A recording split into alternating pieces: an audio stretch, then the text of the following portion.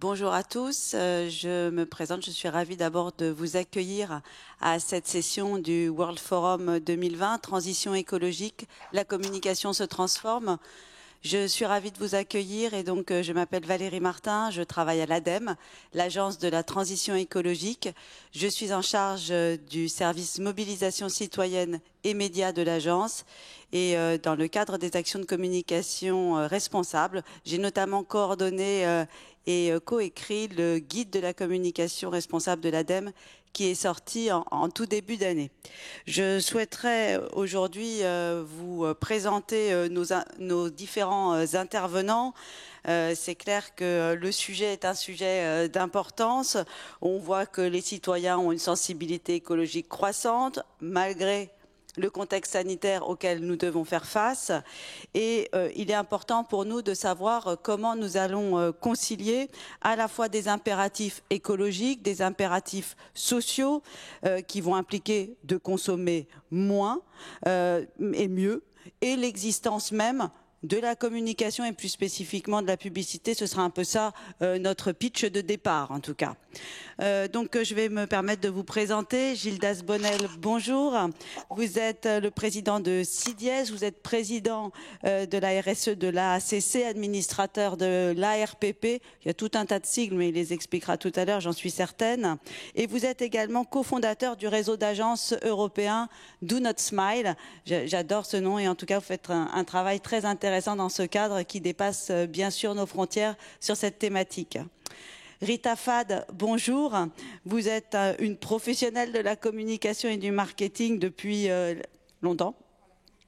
Vous avez exercé en institut, en cabinet de conseil chez l'annonceur. Vous êtes aussi auteur d'un ouvrage sur le marketing durable. Et aujourd'hui, vous travaillez sur les questions de responsabilité sociale de l'entreprise au sein de FNE. Enchantée. Laura Garot, bonjour. Vous êtes, quant à vous, directrice RSE de Candia, ingénieur agronome de formation. Et vous avez travaillé au début dans le cabinet B-Citizen Greenflex. Et depuis 2018, vous êtes en charge justement de la RSE chez Candia, la branche lait de consommation, beurre et crème de la coopérative Sodial. Voilà, et vous êtes rattaché à l'équipe marketing et développement et vous allez nous expliquer tout à l'heure comment vous avez contribué au lancement de gammes engagées. Dernière intervenante présente sur le plateau à Lille, il s'agit de Marie Chailloux. Bonjour Marie, vous avez fait un cursus à l'école de journalisme de Lille, vous êtes un peu chez vous, et puis 7 ans en tant que journaliste, et vous rejoignez Decathlon il y a 8 ans pour vous occuper des sujets liés à l'information et à la communication de la marque. Et vous êtes responsable de l'information des sujets de développement durable pour Decathlon depuis 2 ans. Bienvenue. Nous avons également en ligne, bonjour Erwan Lecoeur, depuis Grenoble. Voilà, je vois Erwan qui s'affiche en visioconférence. Vous êtes l'ancien directeur de la communication de la ville de Grenoble. Vous êtes membre du conseil d'administration de Capcom et vous êtes également en charge de cours en communication politique publique Sciences Po et bien évidemment vous êtes également sociologue et donc toutes ces casquettes vont vous permettre de nous présenter ce qui se passe du côté des collectivités publiques mais également d'intervenir sur des dimensions de positionnement sociologique. Alors peut-être que, donc merci à vous tous en tout cas d'avoir accepté l'invitation et nous allons démarrer. Alors notre atelier il intervient dans un contexte très particulier puisque c'est celui de crise sanitaire mais également d'un enracinement de la prise de conscience de la population, je vais dire en matière d'environnement mais peut-être plus largement en matière de développement durable. Nous avions mené une étude avec l'Obsoco que nous avions sortie en juin 2020 et le confinement semblait avoir consolidé une sorte de socle un petit peu consensuel où la population nous disait bah oui, j'ai envie de m'engager dans une société où à la fois l'organisation de la vie économique et les modes de vie et de consommation, ils seraient un peu plus compatibles avec tous les défis environnementaux auxquels on doit faire face. On a également, vous savez qu'on a pas mal de travaux d'études en cours. On vient de publier les résultats de l'enquête, des questions qu'on a posées dans le cadre de la vague de l'enquête Crédoc, conditions de vie et aspirations des Français. Il y a eu 2 vagues cette année, une vague en janvier et une vague en mai-juin, donc juste à la fin du confinement là aussi. Et pareil, on est dans le même spectre d'informations, puisqu'on nous dit qu'aujourd'hui, les préoccupations occupent toujours une place majeure pour les Français. Et ce qui est intéressant à noter, c'est que les résultats entre la vague de janvier 2020 et les résultats de la vague de mai 2020 sont similaires. C'est 30% des gens qui me disent oui, oui, pour moi c'est une priorité, même devant le chômage. Donc quelque chose de très, très, très fort.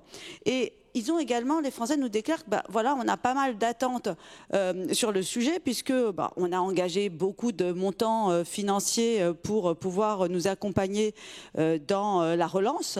Eh bien, ils sont 77% à souhaiter des efforts identiques pour lutter dès maintenant contre le réchauffement climatique. Je trouve que c'est assez intéressant de ce côté-là. Et dernier petit chiffre qui peut vous intéresser également, c'est qu'il y a 61% des Français qui estiment qu'il faut réorienter en profondeur l'économie vers les activités qui préservent l'environnement, la cohésion sociale et bien sûr la santé. Voilà quelques petites données, mais parallèlement à ça, dans le cadre d'études qu'on fait notamment avec Greenflex, donc les derniers chiffres datent de 2019, mais ça ne s'est pas amélioré depuis, il y a 88% des Français qui nous disent les entreprises nous incitent à la surconsommation par la publicité. Et ils proposent toujours plus de nouveautés, toujours plus rapidement, etc. Il y en a beaucoup qui nous disent j'ai pas trop confiance dans les entreprises, puisque en gros aujourd'hui le taux de confiance il est aux alentours de 27%, un chiffre quand même historiquement bas. Et puis il y a 78% des Français qui nous disent au fait moi j'aimerais bien avoir des informations sur l'impact environnemental et social des produits que je consomme. Parce que quand une entreprise me propose des produits sur lesquels elle donne cette information-là, j'ai tout de suite un peu plus confiance. Vous voyez, on est pile poil au niveau de nos questionnements d'aujourd'hui. Et quand on ajoute que dans le contexte, on a la publicité qui connaît aujourd'hui une certaine remise en cause par la population et la société civile, même si ça fait très longtemps qu'il y a des critiques sur la publicité, aujourd'hui, le reproche qui lui est fait, on va dire majoritairement, vous me direz si vous êtes d'accord avec ça, c'est de pousser à la surconsommation et de pousser au gaspillage des ressources dans un monde qui est forcément extrêmement tendu. On a eu, dans le contexte, on peut rappeler que le mois de juin a été particulièrement fécond en termes de propositions et de rapports. On a eu les propositions issues de la Convention citoyenne pour le climat sur la publicité. On a eu la publication également du rapport intitulé Big Corpo pour encadrer la communication des multinationales. En juin, on a eu également la parution de l'étude réalisée par Greenpeace pour le rapport pour une loi E20 pour le climat. En juin également, suite à une commande ministérielle, Thierry Libart et Géraud Guibert ont remis à la ministre Brune Poirson et à Elisabeth Borne un rapport justement sur la publicité à l'heure de la transition écologique qui contient un certain nombre de recommandations. Et puis enfin en juillet, c'est le groupe Écologie, Démocratie, Solidarité qui a déposé une proposition de loi pour faire de la publicité un levier en faveur de la transition écologique. L'été a aussi été riche puisque le 1er août 2020, c'est la nouvelle recommandation développement durable de l'autorité de régulation de la publicité. On utilisera ARPP au fur et à mesure de nos débats qui sort. Et puis nous, côté ADEME, avec l'ARPP, nous avons publié le rapport, le bilan annuel sur les allégations environnementales au sein de la publicité qui montrent des résultats qui sont somme toute assez inquiétants puisqu'ils n'avaient jamais été aussi mauvais depuis 2010 puisque alors qu'on avait un taux de conformité qui était supérieur à 93-94%, pour la première fois, il chute en dessous des 90% de conformité à la recommandation et développement durable pour atteindre les 88%. Tout ça, ça interroge un peu largement la capacité du secteur à se mettre en cause. Et la question qui se pose, c'est que est-ce que les messages qui sont véhiculés notamment par la publicité sont compatibles avec la transition écologique? Est-ce que la communication plus largement que la publicité, qui est un puissant vecteur de transformation culturelle, peut jouer un rôle ou pas en faveur pour accompagner justement le passage dans un monde qui soit plus compatible avec l'atteinte des objectifs à l'horizon 2050 de neutralité carbone. Bref, est-ce que la communication saura contribuer à projeter un imaginaire en cohérence avec la transition écologique? Je vous propose qu'on discute de tout ça maintenant, puisque je viens de poser le contexte. Alors, peut-être que dans un premier temps, Erwan Lecoeur, je vais vous poser une petite question. Est-ce que vous pensez que cette focalisation des politiques, de la société civile et des médias sur la publicité est un élément conjoncturel ou un élément structurel? Il doit y avoir un problème technique, je pense. Oui, on me fait signe qu'il y a un problème technique puisqu'il n'entend pas mes questions. Donc, on va essayer de revoir tout à l'heure. Je me retourne vers vous, du coup, Gildas Bonnel. Est-ce qu'on a encore confiance dans les marques? Et moi, j'entends souvent dire qu'il faut faire confiance dans l'intelligence du consommateur pour faire la part des choses toute seule comme un grand. J'aimerais là-dessus que vous puissiez nous éclairer. Alors, merci Valérie de cette invitation à débattre sur un sujet qui est un sujet extrêmement critique. On parle ici de transformation. On est dans une société qui est en train de vivre une vague de transformation inouïe et on se pose la question de savoir si le secteur de la communication se transforme. Bah oui, forcément, il se transforme. Hein. On est les mêmes gens dans le secteur de la communication que dans le milieu de la justice, de la plomberie ou de l'agriculture. Donc oui, on prend de plein fouet des mouvements de société, des changements de comportement, des changements d'usage et on doit veiller au grain d'être contributif de l'accélération attendue parce que c'est une question de rythme en fait. Donc je suis ravi d'être là. Alors pour répondre à la question, d'abord petite réaction. On peut dire, tout est une question de présentation. On peut dire que le bilan ADEME à RPP est très mauvais parce que les chiffres s'effondrent de 88% à moins de 80%. Il faut faire attention, il faudra expliquer et contextualiser aussi le fait qu'on n'a pas étudié les mêmes choses, qu'on est en train de voir sur les réseaux sociaux des débordements, qu'on regarde maintenant ce qui se passe sur YouTube. Bon, j'aimerais bien voir ce point. Alors, est-ce qu'on a confiance? Non, on est dans une société qui a confiance dans personne. Le président de la République va s'exprimer ce soir. Tout le monde commence déjà à dire qu'il va dire n'importe quoi. Donc, on n'a plus confiance en personne. Donc, les marques, vous le disiez tout à l'heure, 27% de confiance dans le discours des entreprises, c'est le fond de cuve, quoi. Erwan, qui s'est reconnecté, va pouvoir réagir là-dessus. Donc, on a une vraie crise de confiance. Donc, nous, le sujet de notre contribution aux enjeux de la transition, c'est comment est-ce que la communication peut être encore un vecteur de confiance? C'est-à-dire comment est-ce qu'on peut faire en sorte que les gens écoutent, déjà s'intéressent à ce qu'on dit et croient un petit peu les propos qu'on leur amène, parce qu'on leur demande de faire des choix. On leur dit, est-ce que vous voulez continuer à manger de la viande ou est-ce que vous voulez goûter le steak végétal? Est-ce que vous voulez bien trier la poubelle? On n'est pas uniquement sur des sujets de surconsommation, on est aussi sur des sujets de comportement et d'usage.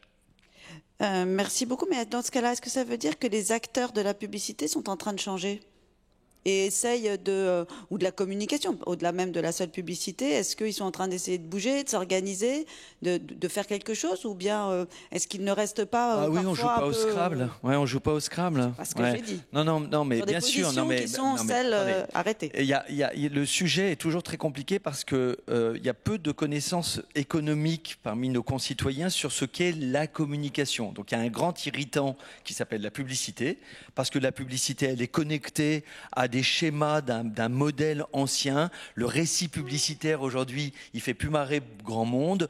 On voit bien que c'est des enjeux de consommation un peu trivial et on est dans une société de consommation dans laquelle on ne se reconnaît pas et dans laquelle on essaye tous d'essayer de sortir et de bouger avec beaucoup de peine parce que c'est difficile de changer de comportement. Donc la communication, c'est pas la publicité. La publicité est aujourd'hui remise en question parce qu'elle est une expression, un format et une pression dans le quotidien des gens qui aujourd'hui n'est plus accepté, n'est plus dans le même monde. La communication, c'est autre chose, c'est beaucoup plus vaste que ça. Notre boulot consiste à entendre Candia, entendre Decathlon, entendre Citeo ou entendre l'ADEME en disant « Ok, c'est quoi le sujet, c'est quoi l'urgence, qu'est-ce que vous voulez dire ?» et de dire à nos annonceurs, leur dire « Vous savez, les gens, ils ne comprennent pas ce que vous dites. Les gens, votre produit, ils ne vont pas en vouloir. Notre sujet, notre métier, ce n'est pas de faire de la pub qui énerve les gens. Notre métier, avant tout, c'est d'écouter précisément ce qui se passe dans la société et de dire aux annonceurs, à nos clients, leur dire « Faites attention, la voix, elle est ténue. Si vous utilisez ces mots-là, ça ne va pas passer. Faites attention, votre produit, ce n'est pas ça qu'attendent les... » Voilà. Juste pour remettre un tout petit peu en perspective. Merci beaucoup, Gildas. Erwan, est-ce que vous nous entendez? Eh bien, nous allons donc passer à une autre question, puisque visiblement, Erwan ne nous entend pas encore. Voilà, du côté de la technique, si vous arrivez à faire en sorte que Erwan puisse nous entendre, ce serait fantastique. Laura, je vais me tourner vers vous. Alors, on va vous tendre un micro. Voilà, j'aimerais savoir... quel regard vous portez suite à ce que vient de dire Gildas? Il vous a interpellé quelque part, hein, quand même. Hein. Qu'est-ce que vous portez comme regard sur la question est-ce que la communication est consciente de sa responsabilité et de son impact sur l'imaginaire collectif? Bon, merci également pour l'invitation. On est ravis de pouvoir partager ce débat qui est effectivement très d'actualité, mais qui traduit des choses très profondes dans notre société. Je pense qu'on n'a pas fini de parler de ce sujet. Alors, est-ce que, en tant que marque, par exemple, nous sommes conscients de notre impact, de notre responsabilité sociétale? Évidemment, oui. Et je pense qu'au-delà de la communication, c'est le rôle de l'entreprise au global qui est questionné, en fait. C'est-à-dire que aujourd'hui, ce que nous demande la société, c'est pas simplement mitiger votre impact, accumuler les actions pour réduire que ce soit votre empreinte carbone, votre empreinte eau, la recyclabilité des déchets, etc. C'est la question de la raison d'être finalement des marques et de l'entreprise qui est posée. Qu'est-ce qu'on apporte comme valeur à la société plus globalement? Et je pense que quand l'entreprise est amenée, et c'est ce qu'on essaye de faire nous chez Candia en tant que marque de coopérative, à se poser ces questions et à apporter des éléments de réponse qui soient authentiques finalement, qui soient vraiment dans notre raison d'être et dans notre identité collective, alors la communication finalement traduit tout ça. Et je pense que c'est là où on touche du doigt la transformation qui est en train de se passer dans le monde de la communication aujourd'hui. Oui, c'est intéressant ce que vous dites, c'est ce lien entre une transformation qui se passe dans l'entreprise et une transformation au sein de la communication. On a quelque chose qui doit être concomitant parce que l'un ne fonctionnera pas sans l'autre. Exactement, c'est-à-dire que si l'entreprise arrive à se transformer et à répondre justement à ces nouveaux défis qui sont posés, à apporter de la valeur à la société et agir en ce sens, alors la communication suivra et pas l'inverse, quoi. Voilà. Merci beaucoup. Je ne sais pas si les questions techniques nous permettent d'avoir Erwan Lecoeur ou pas. Je vais demander... D'accord. Il y a un retour là-bas sur la technique, donc c'est pour ça que de temps en temps, je suis interpellée. Je les interpelle. Rita, je me tourne vers vous et vous avez une position particulière par rapport à ce questionnement. Et donc, pour vous, comment est-ce que sur ce débat, vous vous positionnez? Comment est-ce que vous voyez cette question de la transformation de la communication et la spécificité, je suis tout à fait d'accord avec Gildas, sur la transformation également de la publicité et notamment les interactions qu'il peut y avoir et les attentes du consommateur. En tant que FNE, vous faites remonter, là aussi, vous faites en tout cas l'écho de cette écoute que vous faites directement auprès des citoyens. Tout à fait. Alors, avant de répondre donc à votre question, je voudrais juste rappeler l'importance du débat.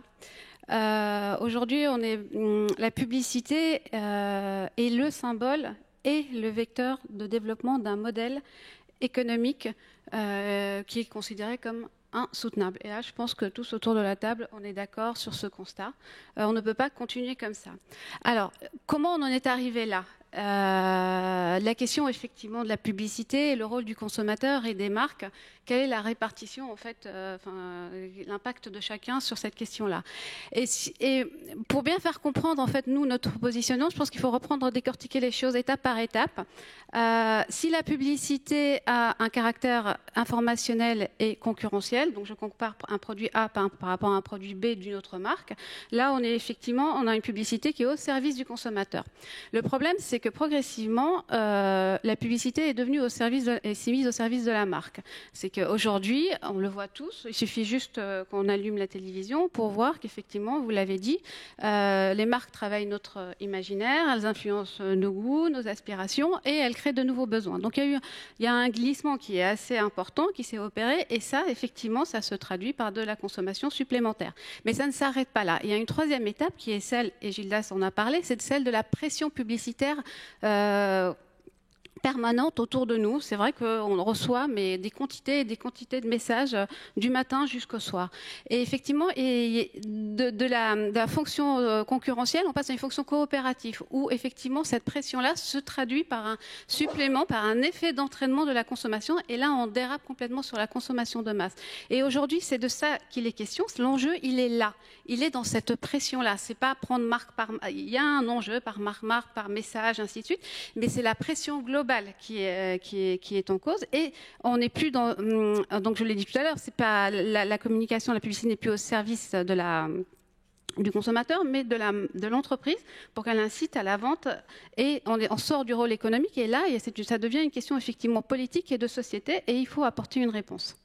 Mais est-ce que c'est parce qu'on est sur un modèle qui est un modèle de vente en volume, aujourd'hui le modèle économique dans lequel nous sommes, qui incite quelque part à avoir cette course permanente vers la vente et qui, quand on parle de sobriété, est quelque chose qui peut tout de suite plus inquiéter?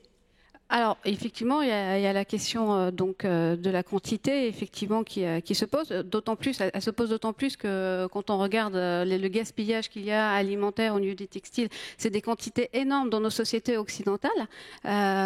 Et ça, c'est un vrai problème. Ensuite, il n'y a pas seulement la question de la vente, il y a aussi la question et ça m'échappe, ça va m'arriver. Non, c'est pas que de la quantité en fait, c'est l'usage en fait. Il faut passer, voilà. Excusez-moi, j'ai eu un petit.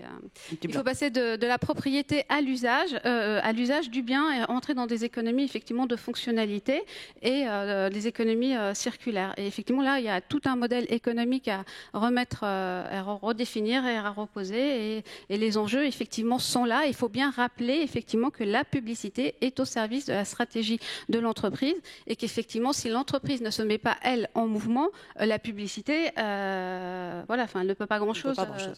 Merci. C'est intéressant parce que de voir que tous les trois, quelque part, vous êtes sur une sorte de convergence de l'analyse des enjeux, de ce qui se passe. Erwan, je sais que la technique semble vous avoir permis de revenir parmi nous. Bonjour Erwan.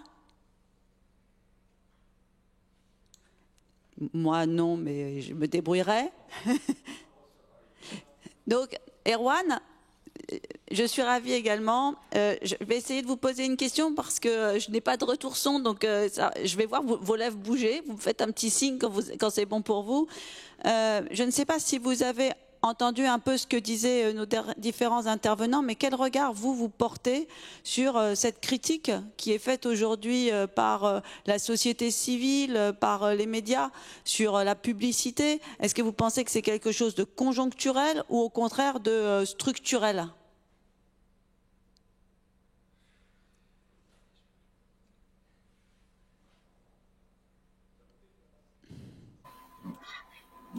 Votre micro est fermé.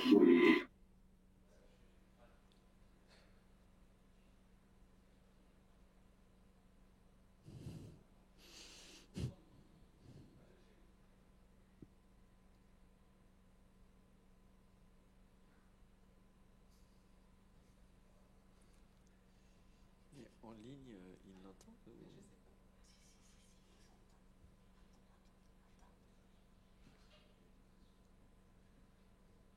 Voilà, pardon. Est-ce que vous m'entendez à nouveau maintenant? Oui, Pardon. oui, c'est parfait. Voilà.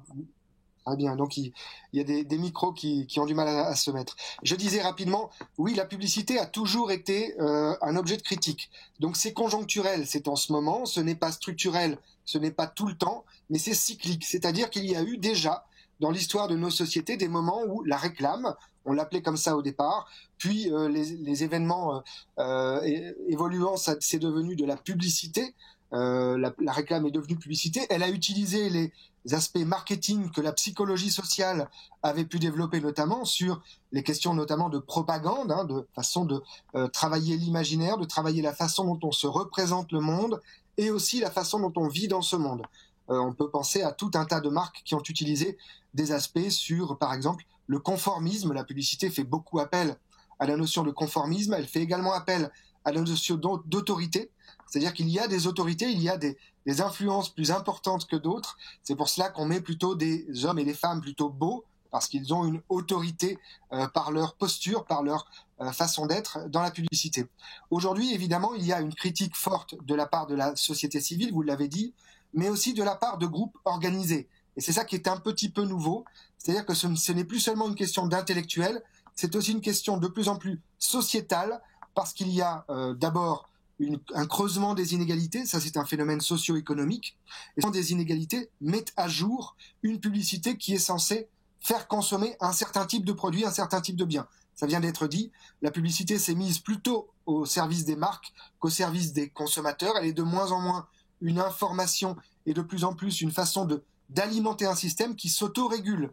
On le disait peut-être, je ne sais pas, je ne l'ai pas entendu, mais la publicité, ça représente un énorme marché. Plus de 34 milliards dans notre pays, c'est énormément d'argent, c'est donc énormément de gens qui travaillent dans ce domaine, et la publicité quasiment s'est autonomisée, elle est devenue un modèle de travail sur les consciences, donc sur notre société.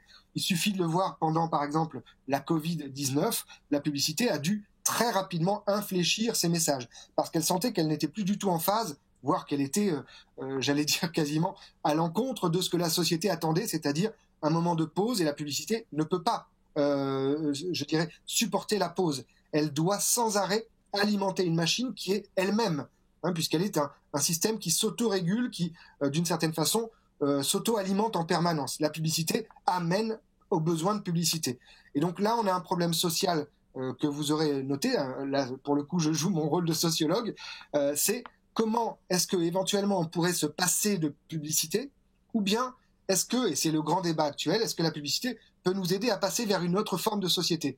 Ce qui n'est pas si évident. La publicité, elle agit, elle interfère beaucoup sur nos représentations sociales, on pourrait dire sur nos imaginaires. Et c'est vrai qu'en ce moment, l'imaginaire, c'est quand même que le produit nous rend plus beau, plus heureux, plus désirable, etc., etc. Le jour où, éventuellement, des publicités commenceront à sortir sur le thème que l'absence de produit et que c'est nous qui sommes désirables grâce à un produit qui durerait le temps de notre vie, alors en effet la publicité pourrait devenir, je dirais, vertueuse, mais nous n'en sommes évidemment pas là, loin de s'en faut. Merci beaucoup Erwan. C'est vrai que cette question d'un monde où la publicité nous permettrait de nous faire percevoir que la croissance de la consommation n'est pas la seule mesure de notre bonheur, c'est un peu ça qui est le fondamental même de la question. Est-ce que l'un d'entre vous veut un petit peu peut-être faire une remarque ou réagir? Gildas, Rita, Gildas, c'est parti, Rita.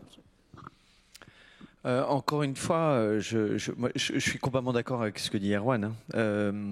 Je pense qu'il y a un gros sujet qu'on ne regarde pas, c'est la construction d'un système qui a mis au centre la valeur immatérielle de la marque.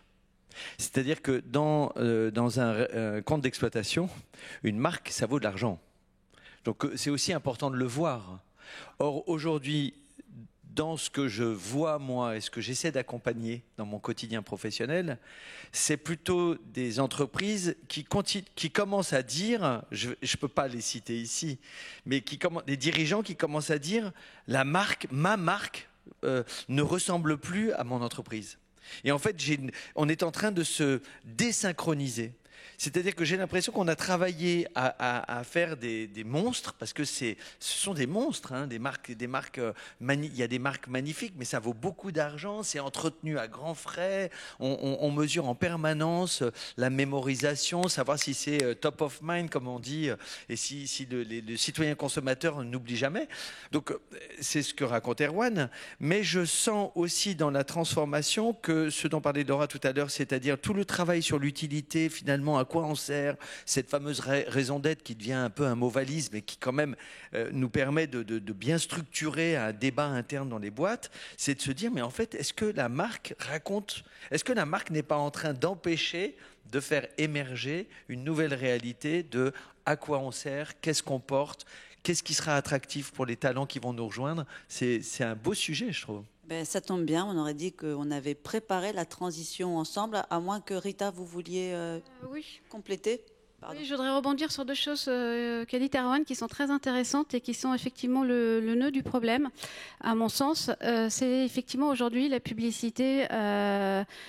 Aujourd'hui, le message qu'elle diffuse consiste à dire vous êtes quelqu'un de bien si vous possédez et si vous avez telle marque ou si vous portez tel vêtement et ainsi de suite. Donc c'est effectivement la valorisation, j'ai envie de dire, le nivellement par le bas.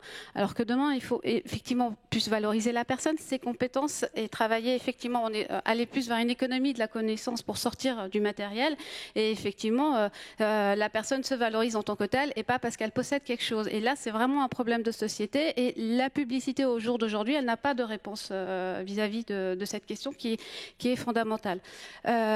Ensuite il y a la question on a dit qu'il y avait trop de pression publicitaire et effectivement il y a trop de pression pour la vente et aujourd'hui demain il faut développer un autre message, celui effectivement du bon comportement, du bon geste. Mais se pose la question de la crédibilité aujourd'hui de l'émetteur.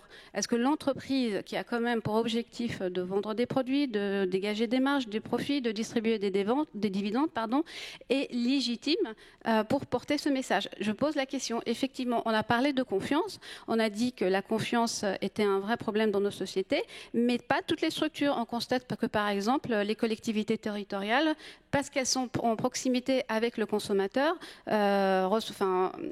et également les associations qui sont également en proximité avec les citoyens, sont plutôt bien positionnés sur cette échelle effectivement de confiance. Et on constate peut-être qu'effectivement il faut changer de la nature du message et aller vers plus de proximité pour faire justement changer les comportements. Merci beaucoup Rita. Est-ce que Marie ou Laura, vous voulez prendre la parole par rapport à ce débat? Marie? Oui, moi je vous rejoins sur le rôle aujourd'hui de chacun et la responsabilité qu'on a tous à faire évoluer les modes de communication, les stratégies de communication. Quand on est, nous, chez Decathlon, évidemment, on a avant tout une responsabilité de se transformer et de transformer évidemment nos activités pour réduire nos impacts. Et ça, c'est la première chose à faire, de se mettre en mouvement sur ces sujets avant de vouloir reporter quelques messages qu'ils soient. Et c'est plutôt là où on a mis de l'énergie, justement, avant d'aller sur des sujets de communication. Mais on voit en effet qu'aujourd'hui, notre responsabilité, elle est aussi, au vu du nombre de personnes qu'on peut toucher, des messages qu'on va porter.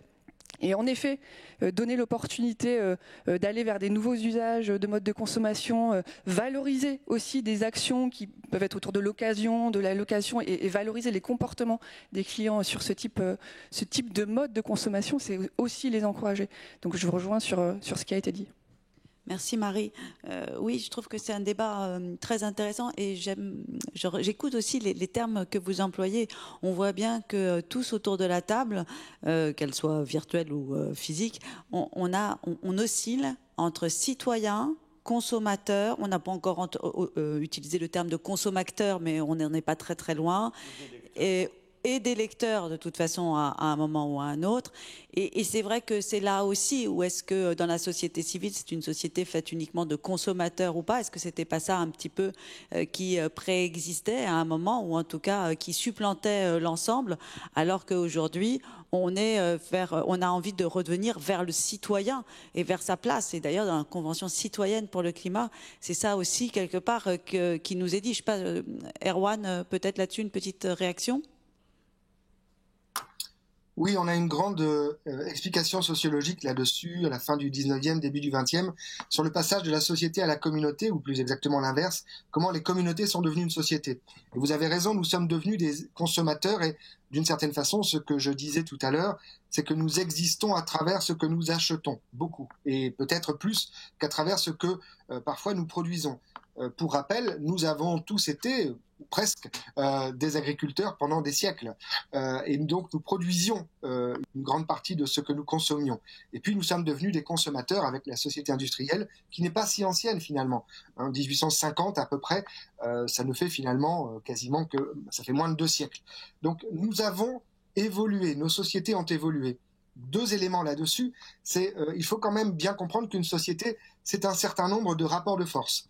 Et il serait absolument illusoire de penser que la responsabilité individuelle, par exemple, pourrait résoudre ce genre de problématique.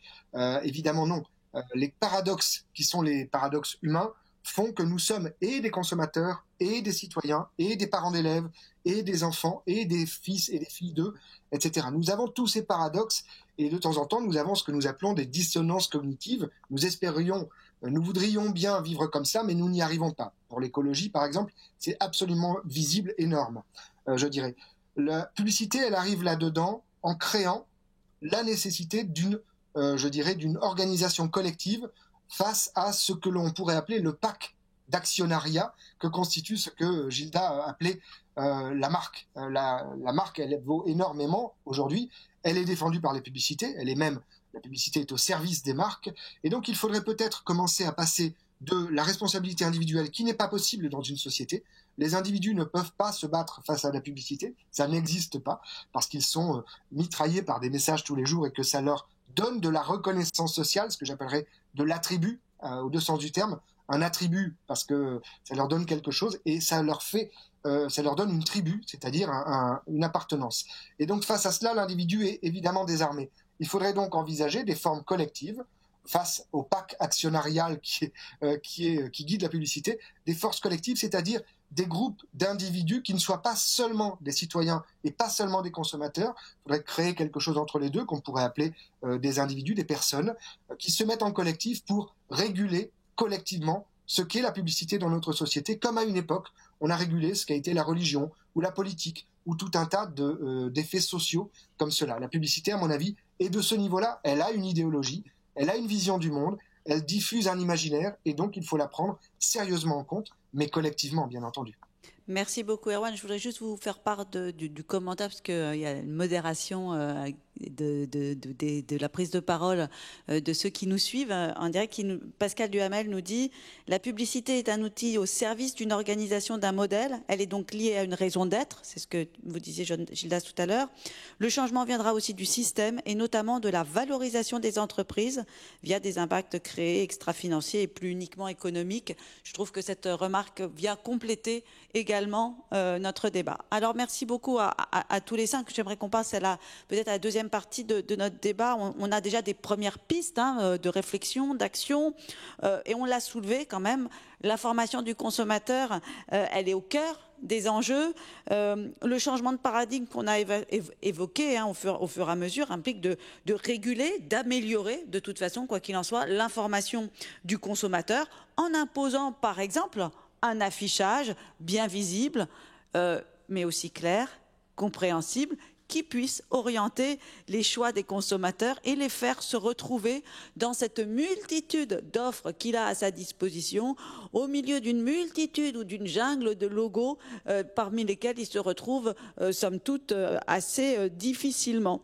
Et là-dessus, il faudrait notamment réfléchir à comment pouvoir contrôler des publicités qui sont parfois manifestement trop agressive, avec des promotions très déraisonnables. Je vais tout de suite dire à Gildas que ça ne veut pas dire la fin des promotions, puisqu'il y a effectivement des Français qui sont à l'euro près et qu'il n'est pas question de ça ici. La question des soldes également, on est à un mois de cette course effrénée générée par le Black Friday, par exemple. Bref, comment faire pour pouvoir informer et permettre aux consommateurs de disposer d'une information lui permettant de choisir autrement. Il en va de même pour tout ce qui va être l'impact carbone des mobilités. Là aussi, important, parce que quand on parle des produits, il faut quand même aussi parler mobilité. À ce titre, j'aimerais vous refaire un petit élément de contexte. Je pense que c'est important pour ceux qui nous suivent également de pouvoir avoir en tête ces éléments de contexte. Depuis 2017, il y a plusieurs secteurs pilotes, dont vous, Decathlon, qui se sont engagés pour déployer l'affichage environnemental sur leurs produits et services. On avait les appareils électroniques, l'habillement, donc avec vous, Decathlon, l'ameublement, les produits alimentaires, l'hôtellerie. Et en matière d'affichage environnemental, il faut sans doute que l'on parle de la loi dite AGEC, sur anti-gaspillage et l'économie circulaire de 2020 et son fameux article 15 dont l'objectif est justement d'établir une phase d'expérimentation de 18 mois pour permettre de déterminer les méthodes et les façons d'afficher voilà, une information qui soit la plus claire possible et harmonisée par secteur. Cette expérimentation est pilotée par l'ADEME et le ministère de la Transition écologique. Elle doit permettre de tester deux choses. D'une part, cette question de l'information et la sensibilisation des consommateurs sur l'impact environnemental des produits et donc leur capacité à aussi faire changer les comportements. Et d'autre part, d'inciter les fabricants et les distributeurs à s'engager dans des démarches de production durable et donc d'éco-conception. Je pense qu'on va y revenir avec vous, Marie, notamment de leurs produits ou de leurs services. Dans 18 mois, donc, à compter de la date de publication de la loi qui date de février 2020, eh bien, nous aurons les résultats des courses. Alors, comment mieux informer, comment aller vers un affichage et aller vers un marketing plus responsable. Marie, je vais me tourner un peu vers vous et puis j'ai quelques questions à vous poser. D'abord, comment est-ce que Decathlon envisage de jouer un rôle justement dans la transformation des modes de consommation et des usages sportifs ? Merci. Juste avant de vous répondre, je voulais revenir sur un terme qui a été beaucoup utilisé avant et qui, je pense, est important sur ces sujets, c'est l'aspect collectif. On sait que sur ces sujets liés au développement durable, on n'avancera pas chacun seul dans notre coin et il y a une vraie force à avancer collectivement. On parlait des collectivités, des regroupements citoyens, etc. Et je pense que cette force collective peut nous faire vraiment accélérer. Donc en tout cas, moi, c'est quelque chose qui me parle. Sur comment nous, on essaie de jouer un rôle là-dessus et d'accompagner ça, comme je le disais tout à l'heure, c'est avant tout une question déjà de transformation d'entreprise et d'agir pour réduire nos propres impacts. C'est le minimum avant de vouloir accompagner des changements de consommation ou autres. Donc ça, c'est un autre sujet sur lequel on agit et on a plutôt mis de l'énergie là-dessus plutôt que de communiquer sur ces sujets en effet. Mais ce dont on se rend compte aujourd'hui, c'est qu'on a aussi en effet pour accompagner cette transition un levier très puissant à aider et à accompagner nos clients, nos collaborateurs, les gens qui font du sport vers ces nouveaux modes de consommation et ces nouveaux usages sportifs, parce que toute la société est en transition et en transformation. Vous l'expliquiez tout à l'heure, nos clients, comme nous-mêmes chez Decathlon, on se pose beaucoup de questions pour évoluer, on a parfois des freins dans ce qu'on a envie de mettre en place, etc. Donc on sait que c'est compliqué pour tout le monde. Donc on a l'occasion d'accompagner ça.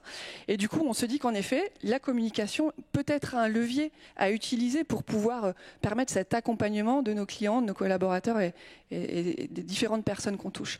Et c'est pour ça qu'on essaie vraiment d'accélérer et de transformer notre communication sur ces sujets-là pour aller notamment vers une communication qui soit avant tout utile sur ces sujets, utile à nos clients, utile à nos collaborateurs.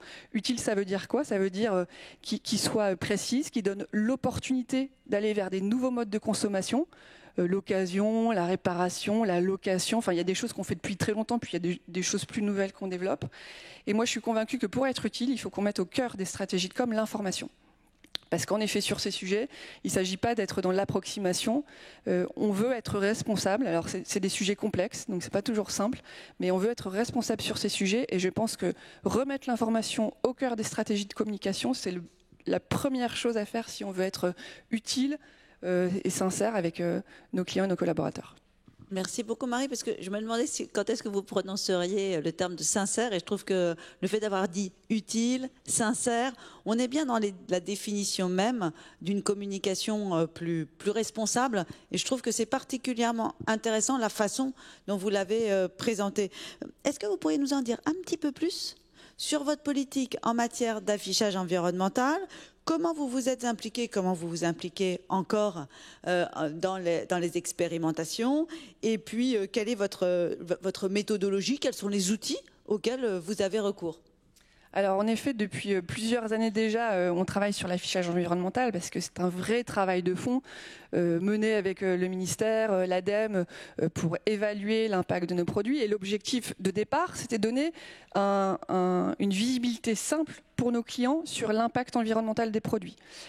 Encore une fois, c'est ce dont on parlait tout à l'heure, c'est de donner l'opportunité aux clients de prendre conscience de ses choix et en toute responsabilité, faire des choix différents. Quand on met une note A, B, C, D, E, comme on le voit sur l'électroménager, on n'oblige personne à acheter un t-shirt A, on donne vraiment une information au client qui va le responsabiliser dans son mode de consommation. Donc l'objectif, c'était déjà d'utiliser un outil qui permet de donner une visibilité claire sur l'impact environnemental du produit, mais un outil fiable aussi en termes de données, de méthodologie, parce que évidemment les revendications environnementales, elles sont parfois basées sur des méthodologies qui peuvent poser question. Donc c'est pour ça qu'en travaillant aussi avec des acteurs externes comme l'ADEME, comme le ministère, ça nous aide vraiment à développer des méthodologies qui soient fiables et sur lesquelles on puisse se baser pour avoir des messages qui soient solides pour nos clients. Je reviens sur ce que je disais tout à l'heure aussi, travailler ensemble avec d'autres acteurs sur ces sujets, ça nous permet de travailler collectivement et du coup de donner une visibilité qui aille au-delà de Decathlon. En fait, on voit que dans la multiplication qu'on a des labels aujourd'hui, il y a très peu de lisibilité pour les clients. Enfin, j'imagine que quand vous faites vos courses, vous voyez des dizaines et des dizaines de labels sans trop savoir ce qui se cache derrière. On se dit aussi qu'en travaillant à plusieurs sur cette méthodologie fiable et robuste, eh ben, on peut faire émerger un label enfin, en tout cas cet affichage qui fasse référence auprès de nos clients et donc d'aider la lisibilité pour les consommateurs. Oui, on parle bien d'affichage. De l'affichage environnemental. J'aurais tendance à vous renvoyer vers le travail que nous avons fait au niveau de l'ADEME, où nous avons développé un site suite à une grosse étude qu'on a fait d'analyse de labels environnementaux et où justement on met en avant ceux ceux qu'on peut suivre avec confiance et qui font partie des très bons ou excellents labels, et au premier rang desquels l'écolabel européen notamment, qu'il est quand même important de connaître et qui se développe sur un nombre de catégories de produits qui est somme toute assez importante. Sincèrement, est-ce qu'il y a un impact, c'est une petite question un peu pernicieuse, hein, mais de la mise à disposition de ces informations environnementales sur les comportements des consommateurs? En un mot, pour moi, hein, la formation seule ne suffit pas à faire changer les comportements des consommateurs. Est-ce que ça, c'est quelque chose que vous constatez, ou au contraire, le fait de mettre cet affichage, que si je me souviens bien, dans vos magasins, il y avait déjà un bel affichage visible, en plus d'être lisible. Et donc, est-ce que vous avez pu constater que ça avait généré soit des questions, soit une réorientation des achats vers ce type de produit? Voilà, un petit peu votre feedback. Alors déjà, sur ces sujets, on expérimente un certain nombre de choses et on doit encore s'améliorer. L'affichage, en effet, aujourd'hui, il est disponible sur les fiches produits sur Internet, il est disponible en magasin. Mais ce que nous disent nos clients, c'est qu'en fait, ils aimeraient avoir encore plus de visibilité sur cette information. Comme je vous le disais, tous ces sujets-là, c'est pas forcément, les sujets liés au développement durable ou à l'impact de nos produits, c'est pas forcément des choses sur lesquelles on a beaucoup communiqué.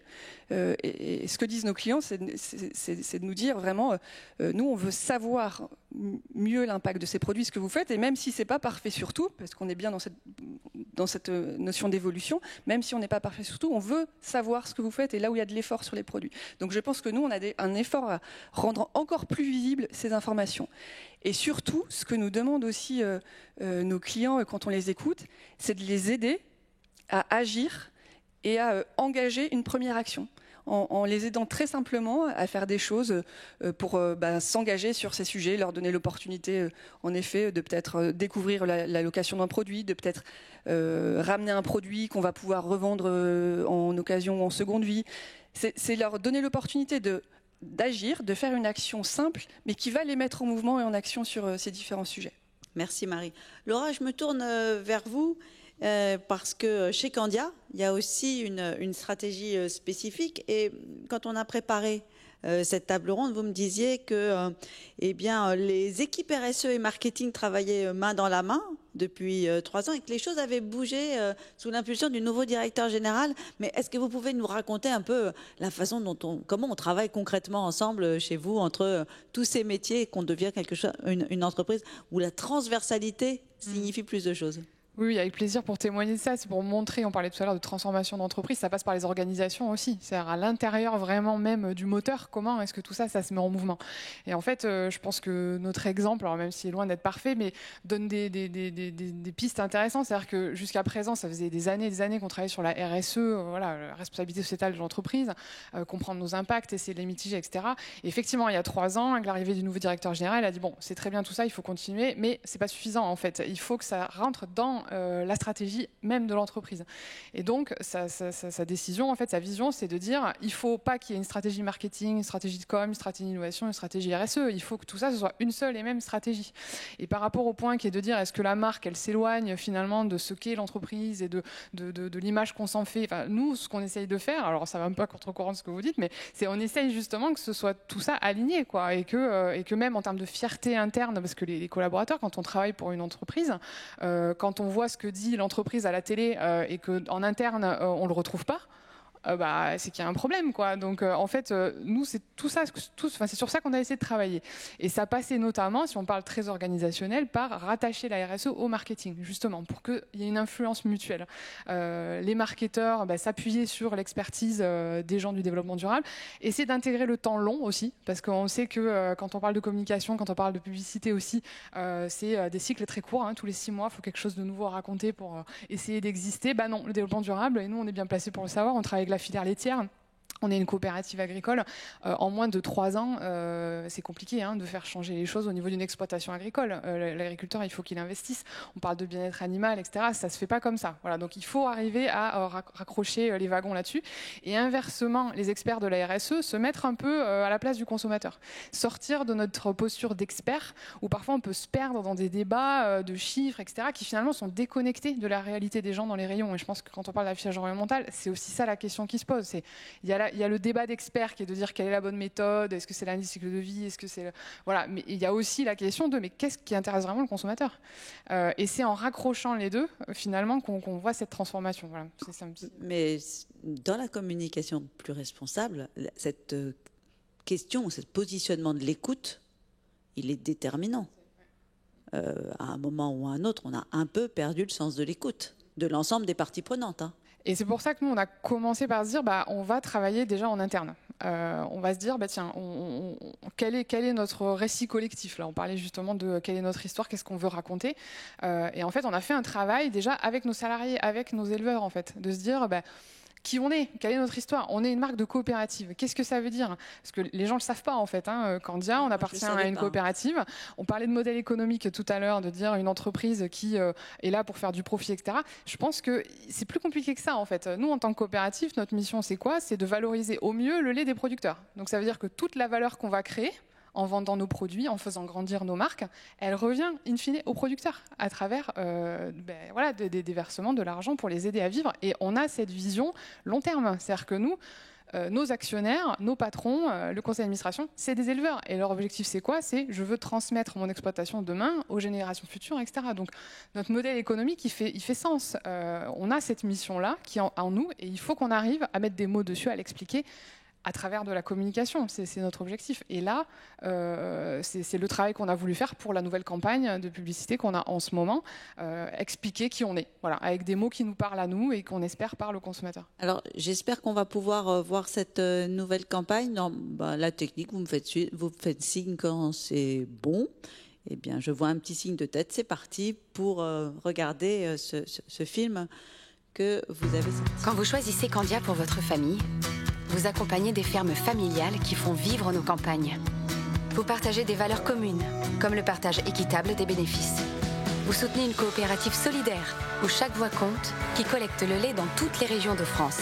Car depuis 1971, Candia appartient à des éleveurs passionnés, qui continueront de s'engager pour les années à venir. Pour un lait de qualité 100% français et 100% solidaire. Candia, on n'a jamais fini de grandir.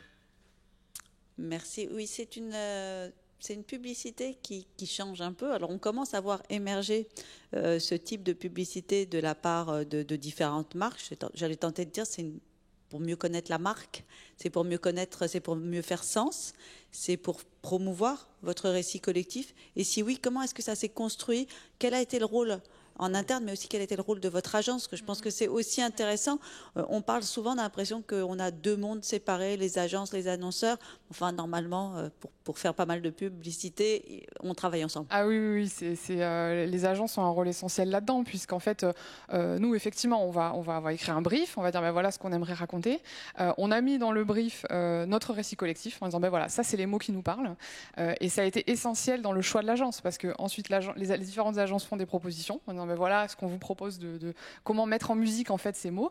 Et nous, on a clairement choisi l'agence qui a le mieux compris notre ADN. C'est-à-dire qu'on n'a pas été chercher l'idée créative la plus impactante, parce qu'on aurait pu faire des choses beaucoup plus qui sortent un peu plus des codes, mais c'était pas notre objectif en fait. On voulait quelqu'un qui comprenne qui on est en fait. Et je pense que cette question de l'authenticité, peut-être on parlait de sincérité, voilà, c'est peut-être encore autre chose, l'authenticité, et ça a été essentiel dans le choix, le travail qu'on a fait. Et pour ça, il faut travailler main dans la main avec l'agence et l'annonceur, ça c'est évident. Ouais. Je pense que c'est très clair du point de vue communication. Sur la partie information, vous êtes donc il y a eu le lancement il y a quelques semaines de l'expérimentation de l'affichage environnemental sur les produits agroalimentaires, dans le cadre justement de cette loi AGEC. Vous êtes engagé dedans Oui, évidemment. Je pense que c'est un signe fort. On voit bien avec la loi AGEC, la Convention citoyenne, etc. La société change, se transforme. Et il faut qu'on accompagne ça, il faut qu'on soit force de proposition. Donc oui, évidemment, on va participer au test. Et là, je rejoins tout à fait Marie. Pour moi, c'est un travail collectif. L'idée, c'est pas que chacun dans son coin propose quelque chose, une méthodologie. Non, l'idée, c'est de travailler ensemble. Nous, on va essayer de travailler avec l'industrie laitière. On veut que ce soit quelque chose qui soit collectif au secteur, en se posant les bonnes questions, d'experts. Il faut que la méthodologie soit robuste. Il faut qu'il y ait des faits derrière, quelque chose quand on parle d'affichage d'information, il faut qu'il y ait un travail de méthodologie, mais aussi en se posant les bonnes questions sur qu'est-ce qui intéresse le consommateur pour, in fine, que cet affichage serve effectivement au mieux le consommateur. On continuera à vous suivre. Rita, je me tourne vers vous.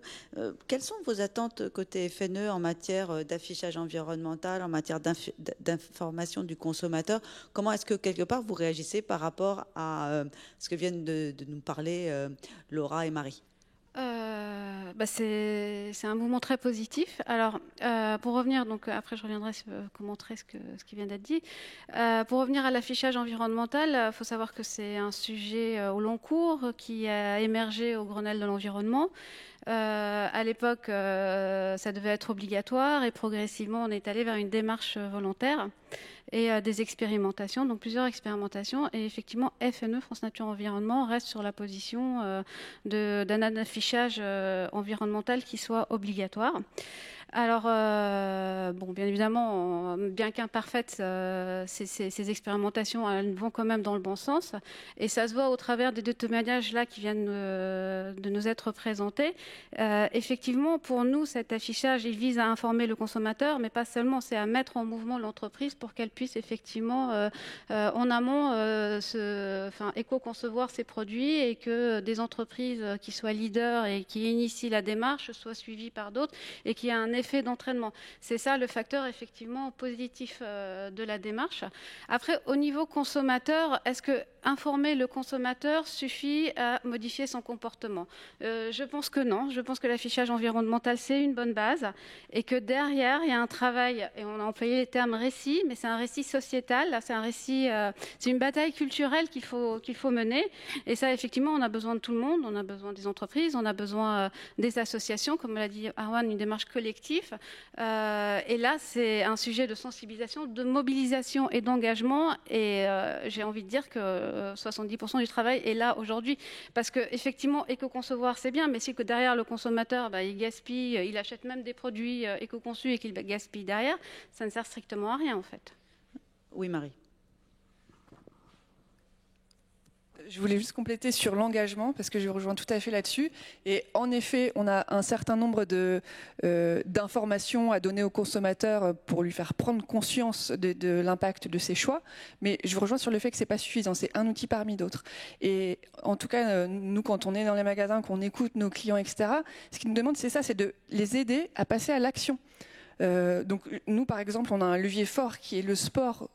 Et on sait qu'en réunissant les gens en extérieur pour des éco-randos, des éco-runs, c'est des petites choses simples, mais en fait, qui mettent les gens en action. On ramasse quelques déchets, en termes d'impact, c'est pas ce qu'il y a de plus important, mais par contre, ça met en réflexion sur la propre gestion de ces déchets, etc. Donc, c'est mettre les gens en action, au-delà d'avoir de l'information engagée, mais par la mise en action. Je pense que l'attente, elle est vraiment là.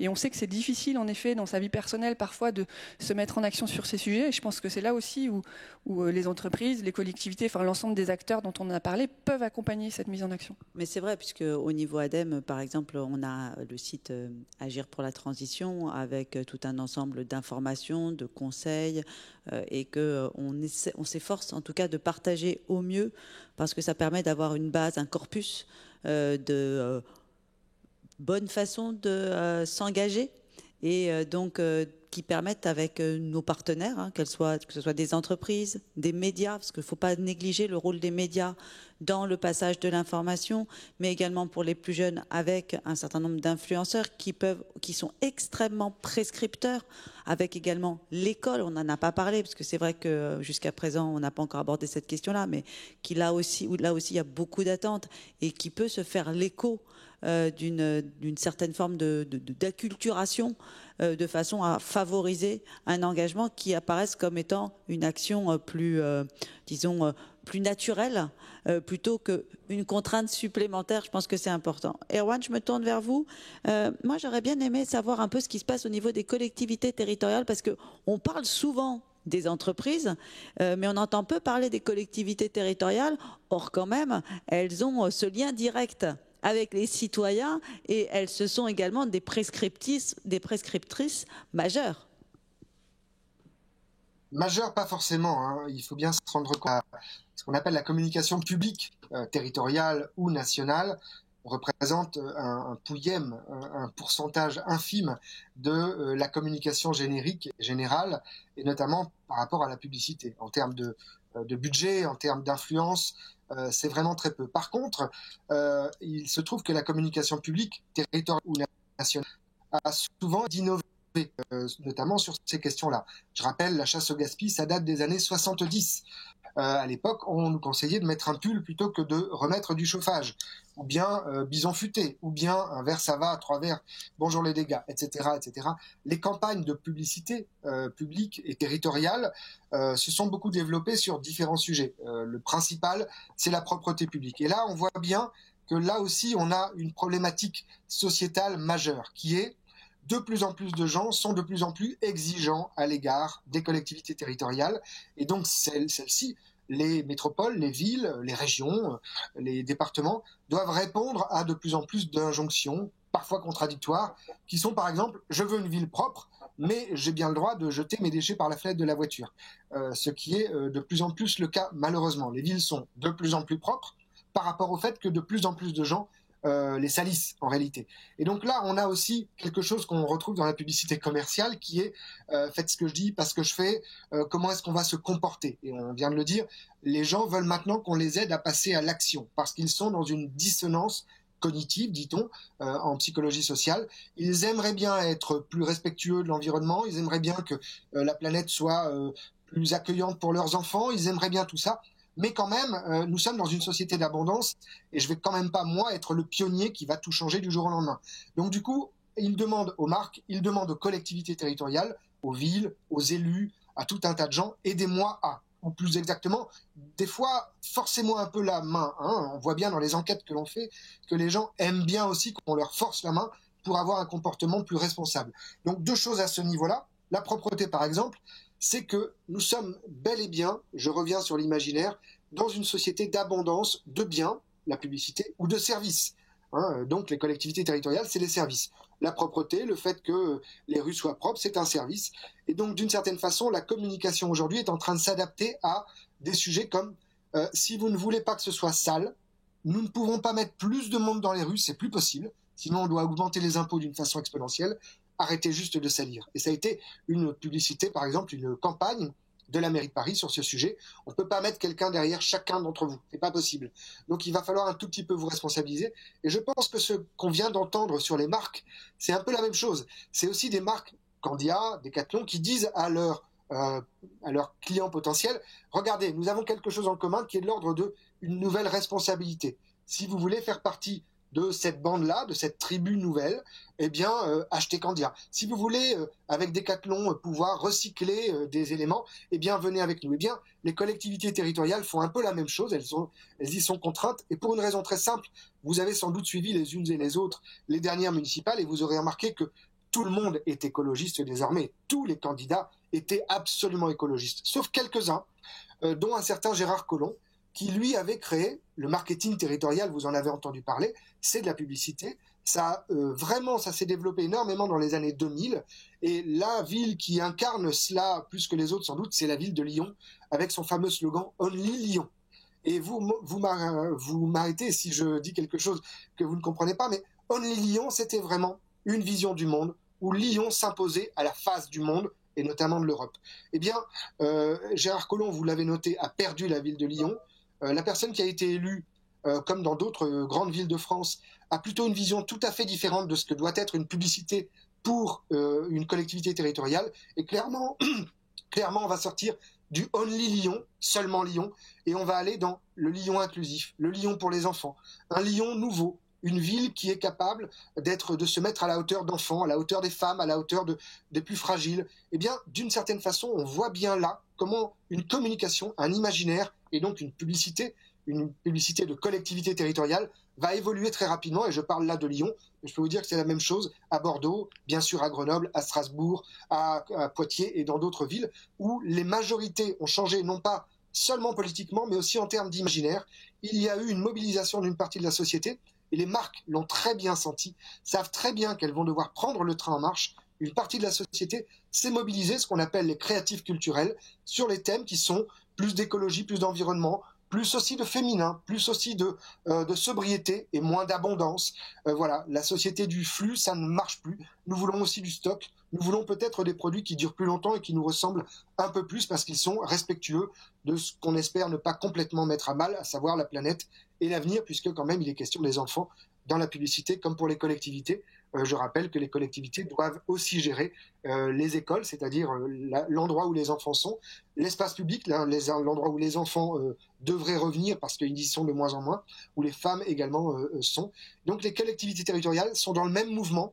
Elles ont peut-être un peu d'avance, mais on le voit moins parce que leur publicité à elles pèse beaucoup moins que les publicités collectives.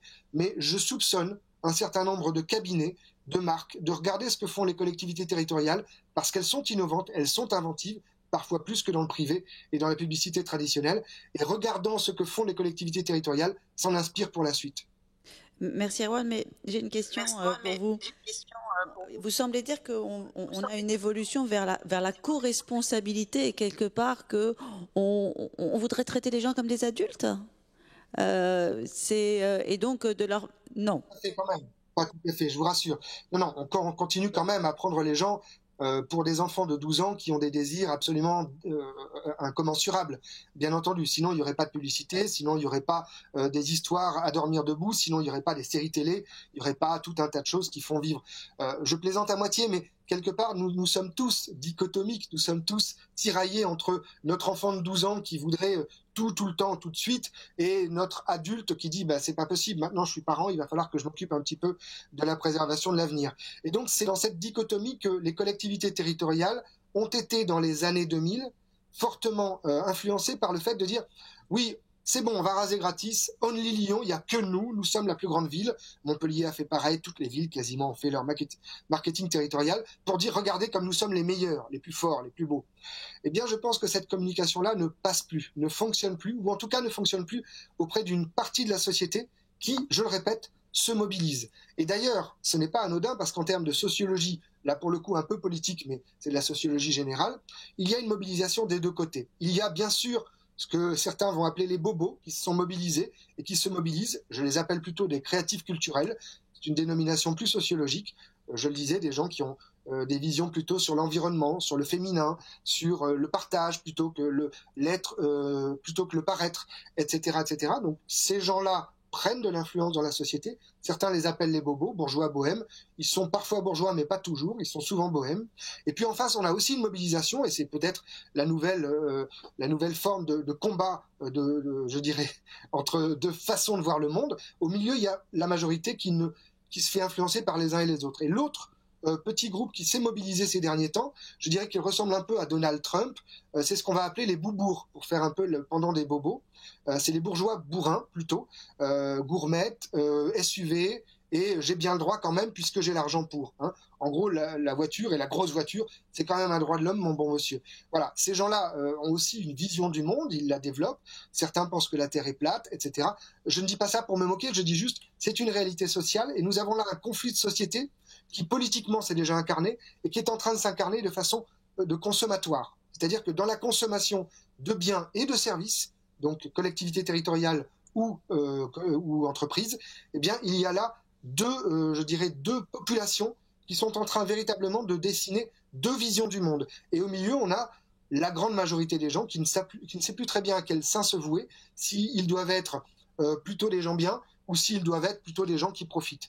Et on est dans une société qui est là, tiraillée par ces deux phénomènes. On voit bien qu'en ce moment, ces dernières années, la société des gens bien, entre guillemets, des bobos, pour le dire un peu rapidement, est en train de gagner quelques points. Mais en face, au niveau mondial, c'est quand même les boubours qui ont le pouvoir. Oui, merci beaucoup. Je trouve ça très intéressant et c'est vrai que depuis quelques années, les résultats des travaux qui peuvent être menés montrent bien que tout l'enjeu se situe autour de cette population du milieu qui pourrait basculer dans l'extrême, on va appeler ça, moi j'appelle ça les réfractaires, pas les bourbours, mais en tout cas les réfractaires, et non pas vers les engagés. Et c'est vrai que c'est pour ça que même côté ADEME, hein, c'est vraiment ça, notre cible, elle est là. Il est extrêmement important que si on veut réussir cette transition écologique, on accompagne ce mouvement et l'acceptabilité sociale de la transition écologique. On ne peut pas jouer les uns contre les autres. On n'a pas du tout parlé aujourd'hui, parce que là, je vois que l'heure qui tourne quand même, mais on devrait aussi parler de tout ce qui se passe pour des personnes qui ont moins de revenus. Comment faire aussi pour qu'on ne se retrouve pas avec une France fracturée. Erwan, vous parlez très justement des bourgeois bohèmes, donc qui ont ou des créatifs culturels, un certain niveau d'éducation, on va y revenir, un certain niveau de revenus, et c'est absolument déterminant pour comprendre aussi toute l'information que l'on nous donne. Il faut voir qu'aujourd'hui, beaucoup de l'information qui est donnée sur ces questions de transition écologique, il faut quand même disposer d'un certain bagage. C'est pas si évident que ça pour comprendre. On est dans une pédagogie de la complexité qui nécessite une forme de vulgarisation que l'on doit apprendre à faire. Mais j'en parle à bon escient. On est dans une agence au niveau de l'ADEME, une agence d'expertise, une agence d'experts. Un terme est un terme, c'est pas un autre terme. Et là-dessus, la sémantique, elle est déterminante. On est en train de faire une étude notamment sur la sémantique autour de tout ce qui est lié à l'économie circulaire pour nous aider à trouver des termes qui parlent davantage à tout le monde. Tout à l'heure, Rita, tu as dit l'économie de la fonctionnalité. Pour avoir assisté au focus group parlant de l'économie de la fonctionnalité, j'ai vu un certain nombre de blancs dans les yeux des uns et des autres. Et pourtant, c'était des gens qui étaient à Bac+3 et au-dessus dans le focus group auquel je participais. C'est extrêmement intéressant de voir qu'il y a de ce côté-là un gros enjeu. Un enjeu également en termes de preuves et de repères. Quand on parle d'équivalence CO2, là aussi on perd tout le monde. Nous, quand on parle à l'heure actuelle de poids matière, on l'associe au poids d'éléphant au milieu de son salon ou d'hippopotame. Bah oui, parce que ça parle plus. Et ça aussi, c'est un gros effort à faire en termes de communication pour nous apprendre à parler en étant accessible à l'ensemble des personnes qui constituent notre société et non pas pour parler aux seuls engagés convaincus déjà ayant fait le pas et en plus disposant de moyens leur permettant de le faire. C'est aussi la question de la sobriété choisie versus la sobriété subie, mais qui serait un autre thème, parce que là, je vois que les organisateurs menacent de couper mon micro. Alors, on le voit, il y a une question, mais il y a beaucoup de questions dans cette dernière partie de notre débat, mais c'est une grosse question quand même autour du rôle du communicant et de l'accompagnement des professionnels, parce que quand même, qui ne s'est pas retrouvé parfois un petit peu seul ou interpellé en disant « ouais, je comprends tout ce que vous me dites, mais au fait, je fais comment moi ? Parce que j'ai un brief qui vient de me tomber dessus ou j'ai un brief à faire. » Et là-dessus, quand on repense la mission même de l'entreprise, c'est ce que vous disiez Laura tout à l'heure, eh bien, il va falloir repenser la mission essentielle de la communication, une communication qui réponde aux enjeux, c'est-à-dire qui soit sincère, qui soit utile et qui soit courageuse. Donc ça, je pense qu'on va y revenir un petit peu plus tout à l'heure. Et c'est une exigence de tous les instants. On ne peut pas avoir une partie de notre communication qui soit, entre guillemets, responsable, et puis l'autre partie, et qui masque la forêt, l'océan de choses que l'on fait qui sont loin d'être responsables. Et que ce soit à l'interne et à l'externe, c'est important. Il y a l'importance de cette cohérence, de cet alignement. Je crois que c'est l'un de vous trois qui avait employé ce terme. Et donc, ça va demander un effort de formation extrêmement important pour que chacun puisse comprendre la réalité des enjeux climatiques notamment, parce que je vous mets au défi de faire une communication sur quelque chose que vous ne comprenez pas. Moi, en tout cas, je n'y arrive pas. Et donc, de ce côté-là, c'est la raison pour laquelle on a souhaité, côté ADEME, donc j'ai Gildas qui va faire le porte-livre. Vous avez vu comment on est bien? Voilà, très très bien, très très bien. Nous avons sorti en janvier 2020 le guide de la communication responsable. C'est un ouvrage que j'ai coordonné, coécrit avec Thierry Libart, Mathieu Janis, bien évidemment, notamment, qui en était l'une des premières plumes.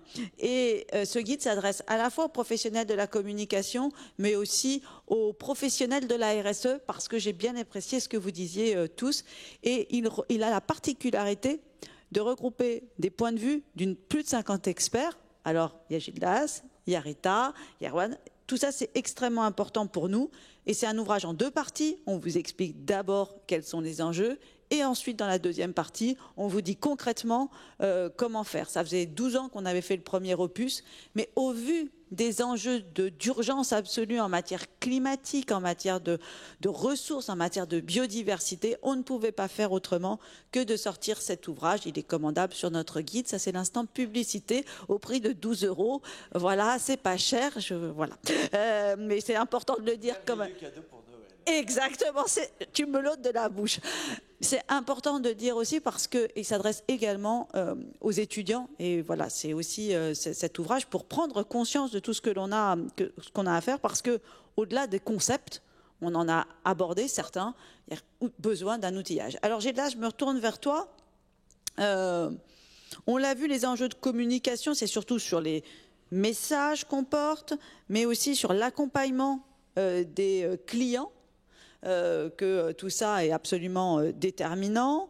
On a vu également que les communicants, ils étaient parfois un petit peu perdus, qu'ils cherchaient à quoi faire. Quand on est patron d'une grande agence comme Sidiez, quand on travaille et quand on est responsable du groupe RSE de la SCC, on est confronté à des demandes quand même qui peuvent être nombreuses sur « et moi je fais comment ?» Alors qu'est-ce qui est du ressort du communicant pour lutter contre le dérèglement climatique? Quel est le rôle des agences? Quel est le rôle des organisations professionnelles? Bref, est-ce que tu peux nous éclairer? Eh bien, dis donc. Bonne chance. Ouais, bonne chance. En fait, je pense que c'est un sujet de culture.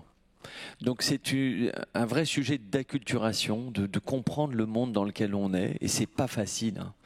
Parce qu'on a beau avoir des bacs plus 3, des bacs plus 5, des bacs plus 12, on vient de tribus très différentes. Et nous, dans le secteur de la communication, je l'ai beaucoup dit, on a des professionnels qui ne sont pas venus pour le champ du rationnel, qui ne sont pas venus pour le champ du droit ou de ce qu'on appelle la bien-pensance. On a plutôt attiré des tas de personnalités très multiples, attirées par la créativité, par le côté un peu foudingue que véhiculer la publicité à l'époque où on l'aimait quand on était gamin à la télévision. Donc on se retrouve avec une population de gens qui tout d'un coup se retrouvent à prendre des gifles en permanence en disant que la publicité c'est mal, c'est sale, c'est macho, c'est facho, et donc c'est super dur. Et moi c'est vrai que ma préoccupation c'est quand même toujours de faire en sorte que ces communautés comprennent donc comme chez vous à l'ADEME, quoi. Il faut prendre les gens par la main en leur disant c'est pas grave, tout le monde prend des claques, quoi. Tu bosses chez Decathlon, c'est nul, etc. On est dans un pays où tous nos dîners du week-end, les gens se foutent des claques, tout le monde vomit ce que fait l'autre, quoi. On est dans un drôle de moment, quoi, de société. Donc on a un enjeu, c'est comprendre en fait que oui, il y a quelque chose qui est terminé, et je rejoins Erwan et je rejoins Rita, et on le dit depuis 15 ans pour ma part, c'est non, Coca-Cola, c'est pas le bonheur. Ben non, BMW, ça n'est pas le plaisir. C'est-à-dire cette espèce de globalisation qui a fait que on a gonflé comme ça des énormes grenouilles. Mais non, à un moment donné, tout le monde se réveille groggy le lendemain de fête en disant mais qu'est-ce qu'on vous a dit? Mais qu'est-ce que c'est que cette histoire? Ça ressemble à rien, non, le Coca-Cola sur la table de mes enfants, j'ai pas envie. Il y a un truc qui sonne mal, voilà. Donc nous, on a un rôle à jouer, c'est à la fois d'accompagner Coca-Cola, parce que je ne les accompagne pas, mais je sais qu'il y a des gens qui les accompagnent, et eux aussi, ils ont à vivre une transition, ils ont une transformation à vivre, et on ne va pas les mettre au peloton d'exécution parce qu'ils vendent du soda, quoi. Donc, il faut qu'on arrive à former toutes nos équipes, à la fois chez l'annonceur et dans les agences de communication, pour dire regardez ce qu'on a à faire. Et donc pour faire ça, moi je suis un ancien prof, ça sert à rien de leur dire faire des dictées tous les lundis matins, c'est catastrophique. Faut leur dire voilà, c'est là qu'on va. Voilà. On va faire un truc génial. Nous, on est des spécialistes du comportement. Il y a un truc qu'on sait faire, c'est oui, on sait parler aux gamins de 12 ans dans l'individu. Ouais, on sait le faire rêver, on sait lui raconter un objectif. Il n'y a pas on partageait ce matin, pourquoi est-ce que quand on fait un cours de yoga, bah oui, on a envie de l'écrire et de le mettre dans la boîte aux lettres des voisins en disant bah je fais un cours de yoga, quoi. C'est pas grave la communication. Et puis un jour, on fera un spot à la radio pour dire bah j'ai un super cours de yoga. Donc à un moment donné, il faut calmer le jeu et il faut ramener tout le monde. Je fais du plus pragmatique. On fait quoi? On fait des formations. C'est une urgence absolue. Mathieu Orphelin, dans sa proposition de loi, l'avait mis comme article premier. Je suis d'accord avec lui. C'est urgent d'avoir une formation pour que tous les entrants sur ce marché comprennent c'est quoi les enjeux et c'est quoi les grandes controverses, parce qu'il faut vivre ces controverses, c'est passionnant. Pourquoi est-ce qu'aujourd'hui la société de consommation est attaquée? Est-ce que c'est la communication qui en est, c'est de l'œuf ou la poule? Est-ce que c'est la poule? J'en sais rien. Il faut se dire que oui, il n'y a pas assez de société. Oui, il y a trop de consommation. Et comment est-ce qu'on peut l'accompagner? Donc voilà, ça c'est des sujets qui me tiennent à cœur. Maintenant, le gros modèle pour nous qui est transformatif, qu'on a mis en place, c'est un référentiel sectoriel, c'est-à-dire qu'on a fait un label qui fait référence aujourd'hui pour toutes les agences de communication. Et j'appelle les achats publics, les collectivités locales, quand elles choisissent une agence, à prendre une agence qui est rentrée dans ce référentiel, qui est labellisée, qui s'appelle RSE, Agence Active, parce qu'on se tire la bourre. Aujourd'hui, il n'y a pas une agence qui n'est pas en train d'étudier ce cahier des charges pour se dire, moi, je veux gagner 1 étoile, 2 étoiles, 3 étoiles. Ça aussi, c'est le gamin de 12 ans. Moi, je suis un ancien prof. Bah oui, on apprend le ski comme ça. Ça a été inventé comme ça. C'est très pénible les cours de ski quand on a 6 ans. Mais on a la première étoile, puis après on a la deuxième étoile. C'est trivial, mais c'est ça qu'on fait. C'est créer de l'émulation pour faire en sorte qu'on puisse accélérer l'intégration de ces enjeux dans la gouvernance de nos entreprises. Oui, je suis tout à fait d'accord, mais au-delà de ça, donc on travaille ensemble sur une formation également, donc à ACC et ADEME. La ACC, c'est le syndicat des agences de communication. Voilà, je pense que c'est intéressant de voir que la ACC souhaite s'engager également dans des formations qui seraient ouvertes largement. En open source, disponible pour tout le monde, pour que tous les profs dans les écoles de commerce, de marketing, de publicité, pour que toutes les agences, pour que tous les communicants puissent récupérer cette base documentaire et partager, parce que on a à piger aussi des sujets d'autorégulation. Alors j'ai Rita à côté de moi. FNE est sorti de système d'autorégulation qui s'appelle l'ARPP, l'autorité de régulation professionnelle de la publicité. C'est dommage et je le regrette, mais c'est comme ça. On a un énorme enjeu de comprendre qu'en France, on a une régulation, certes, d'aucuns préféreraient que ce soit régi par l'État ou par la loi, je l'entends, mais aujourd'hui, en tout cas, on a une régulation avec des textes, des recommandations qui doivent être appliquées. Par exemple, le savez-vous, c'est pas possible, on n'a pas le droit en France, on est le seul pays au monde, on n'a pas le droit de faire une publicité avec des gens qui mangent des cacahuètes ou des chips devant un écran allumé. Voilà, pour des raisons que vous comprenez bien, c'est-à-dire on a mis des règles dans tout, surtout, partout. On n'a pas le droit de se promener avec une moto, on n'a pas le droit de vendre une moto en publicité qui se promène dans la nature. On est d'accord là-dessus. On a mis en place des règles et on contrôle et on surveille ces règles au quotidien. Moi, mon job en tant que patron de la RSE du syndicat des agences de com, c'est de veiller à ce que soit documenté, formé et contrôlé dans les agences, que tout le monde le sait. Alors, il y a des sorties de route. De temps en temps, on tombe sur des pubs, c'est le bilan dont on parlait tout à l'heure, où on voit une pub de crétins avec des mecs qui se baladent en moto dans la prairie. Et voilà. Mais pas que, parce que quand même, dans le bilan, si je peux me permettre d'intervenir, je pense qu'on laissera Rita aussi répondre, puisque tu nous as ouvert là-dessus. On a aujourd'hui, quand même, pour la première fois, c'est pas la recommandation de développement durable sur la partie véhicule dans la nature, qui est la plus grosse... entre guillemets, le plus gros manquement, c'est la façon dont on utilise le vocabulaire et la sémantique. Oui. C'est-à-dire qu'aujourd'hui, et c'est quand même ça qui est inquiétant, c'est le fait de dire, ben voilà, mon produit est écologique. Il n'y a plus de nuance, il n'y a plus rien. Comme si les choses pouvaient être blanches ou noires. Or, cette question de formation-là, c'est ce que tu dis, il y en a besoin, mais je peux te dire que ce n'est pas encore complètement acquis. Et la sémantique, le fait de dire qu'on est un peu meilleur, mais qu'on n'est pas les plus forts, les meilleurs, il y a quand même un petit passage à faire et il y a une transition à effectuer qui aujourd'hui n'est pas encore complètement intégrée, d'autant plus que que ce soit en termes de formation initiale ou en termes de formation continue, on est encore sur un modèle, j'allais dire, plus à l'ancienne, notamment en matière de communication, de marketing et de publicité. Non mais moi, CIDIES, on est l'agence spécialiste du domaine. Je tombe encore sur des trucs, les bras m'en tombent, mais je me dis, mais qu'est-ce qui s'est passé? Qui est-ce qui a marqué ça? Ben oui, parce on a des vagues d'arrivées tout le temps, quoi. On a des jeunes, il faut absolument ne jamais lâcher. Il ne faut pas penser, en attendant son vieillissant, de se dire, bon, bah ça c'est fait. Ben non, c'est pas fait.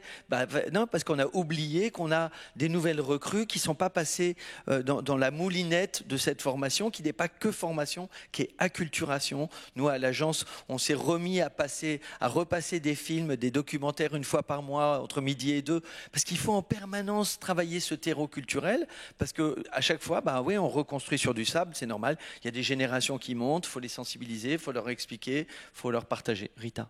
Tu voulais compléter, Rita? Alors, si on ouvre le sujet de la RPP, on y est pour demain matin. C'est un sujet, effectivement, nous avons pas renouvelé notre mandat au Conseil paritaire de la publicité. Il y a plusieurs événements qui nous ont poussé à cette décision. Donc il y a eu la recommandation développement durable qui a été publiée au mois d'août, qui n'est pas à la hauteur de l'avis tel qu'il a été publié en septembre 2009 par le CPP, Conseil paritaire de la publicité. Il y a eu cet élément, mais il y a eu un certain nombre d'éléments qui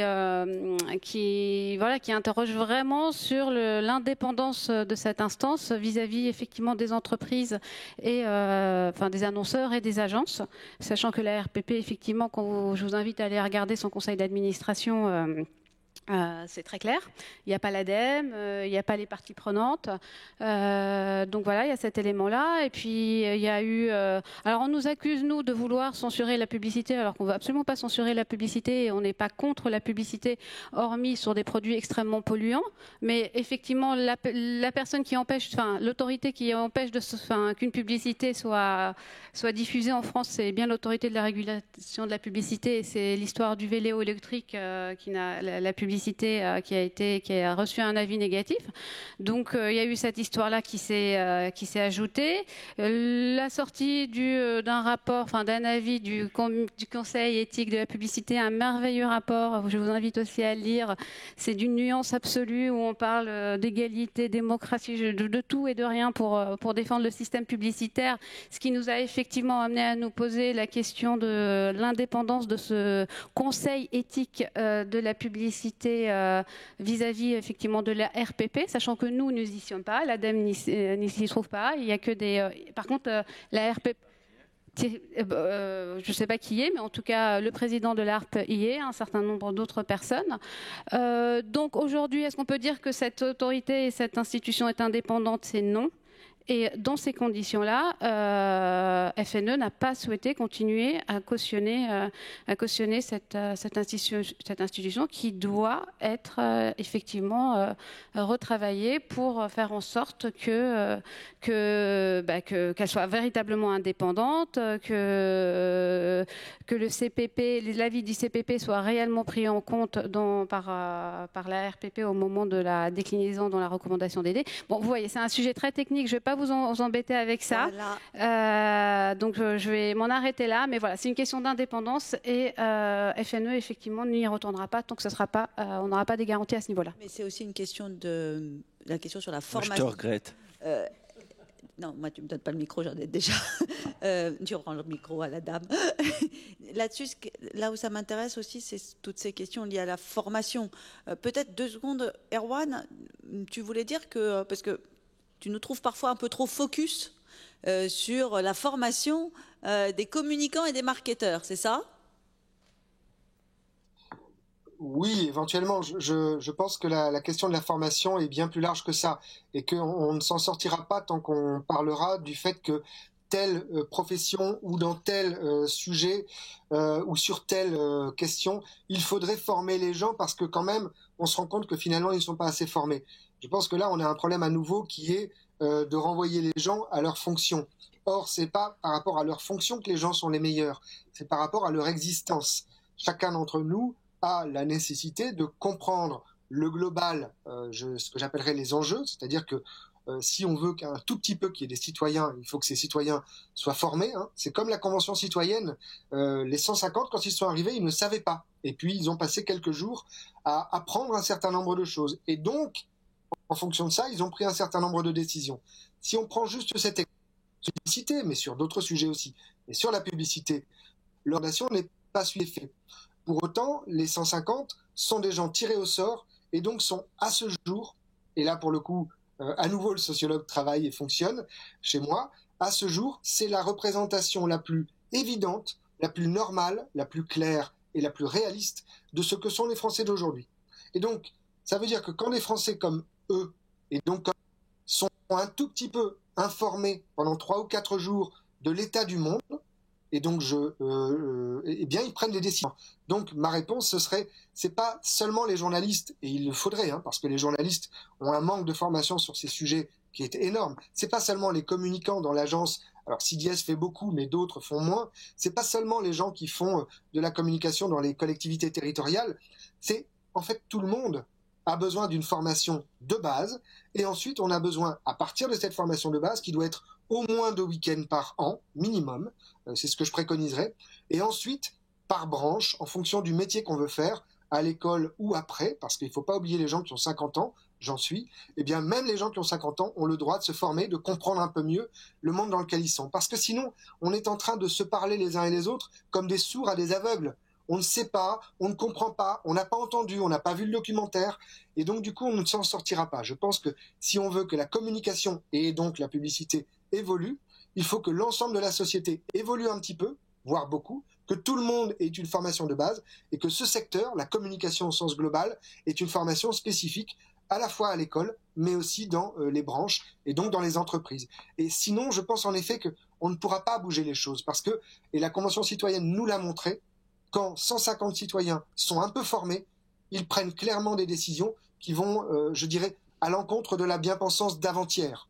Et donc, si on veut préparer demain, il faut au moins penser comme aujourd'hui. Merci beaucoup parce que c'est très intéressant. On était parti peut-être sur des choses qui au départ pouvaient faire croire qu'on était sur de la formation initiale.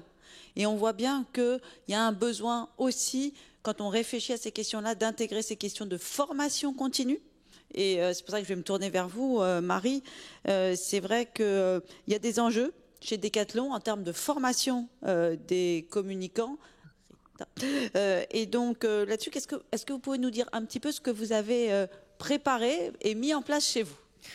Je rejoins complètement ce que vous avez dit tout à l'heure, de se dire si on veut adresser ces sujets, accompagner vers ces nouveaux modes de consommation, etc., c'est des sujets liés au développement durable, l'impact CO2, etc., qui sont hyper complexes. Enfin, il suffit de les creuser pour se tirer une ficelle, en avoir 10 derrière, en avoir 20 derrière, etc. Et en communication, notre enjeu, c'est la pédagogie. On est sur des formats où, évidemment, on ne va pas partager à chacun de nos clients un rapport de 150 pages en lui demandant de le lire. Et ça, c'est une vraie difficulté. Enfin, je pense qu'on la partage.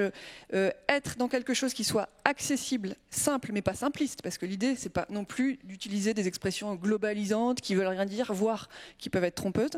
Donc, pour toutes ces raisons-là, nous, on s'est posé des questions de comment on peut être meilleur, monter en compétences et se former sur ces sujets, parce que comme je vous le disais, c'était pas des sujets qu'on avait priorisés en communication jusqu'alors, on le faisait plutôt un peu dans l'ombre, mais on veut pouvoir accompagner ça, donc ça entre dans la communication. Donc ce qu'on a fait en effet, pour accompagner les communicants qui sont chez Decathlon, on a des communicants dans nos différentes marques, on a des gens en magasin aussi qui dialoguent avec nos clients sur ces sujets et puis qui ont envie de pouvoir bien le faire. On a regardé ce qui existait et on s'appuie d'ailleurs sur des choses, on n'a rien inventé, hein, on s'appuie sur des choses qui existent, le guide de l'ADEME, les recommandations sur la communication environnementale, enfin les principes clés de la communication environnementale, etc. On n'invente rien, c'est juste qu'on rend ça lisible et accessible pour nos propres équipes pour pouvoir bien s'approprier ces sujets-là. C'est important pour nous d'être le plus responsable possible là-dessus, d'être précis, de ne pas être trompeur, d'être sincère. Et en communication, ça demande en effet ce travail-là. Donc on a lancé des formations qui s'appuient sur les outils dont je viens de vous parler, qui sont des petits webinaires internes sur la communication environnementale, sur la communication de l'éco-conception aussi, parce que l'éco-conception, c'est un sujet qu'on voit à toutes les sauces. D'ailleurs, je pense que quand on questionne aussi nos clients ou on questionnerait les gens dans la rue sur ce que c'est l'éco-conception, je pense que c'est encore hyper vague et flou. Et nous, pour être dans cette posture de responsabilité, on a déterminé un cadre très clair et exigeant sur ce qu'on met derrière l'éco-conception. Donc c'est bien informer aussi l'ensemble des équipes là-dessus pour qu'elles puissent aussi en parler. Donc on a ces webinaires-là, mais je suis hyper intéressée aussi de voir le format dont vous parlez, parce que nous, encore une fois, l'objectif, je pense que les notions... de responsabilité en communication, elles existent dans les différents outils qui sont présentés. Il n'y a rien à réinventer en tant que tel. Il faudrait déjà qu'on soit bon là-dessus. Et je pense que sur ces sujets aussi, travailler collectivement, peut-être avec d'autres enseignes, etc., parce que c'est les mêmes exigences, ça peut nous aider à accélérer. Donc je suis aussi très preneuse de voir le format dont vous parlez, parce que c'est quelque chose qu'on pourrait aussi partager. On a une réunion vendredi soir. Oui, Laura, vous vouliez compléter ? Oui, je veux rebondir là-dessus parce que effectivement, je pense qu'on partage beaucoup de problématiques communes en tant qu'industriel, en tant que distributeur, etc. Effectivement, il y a la formation des gens. Je pense que ça, c'est un sujet qui sera jamais clos. C'est en permanence.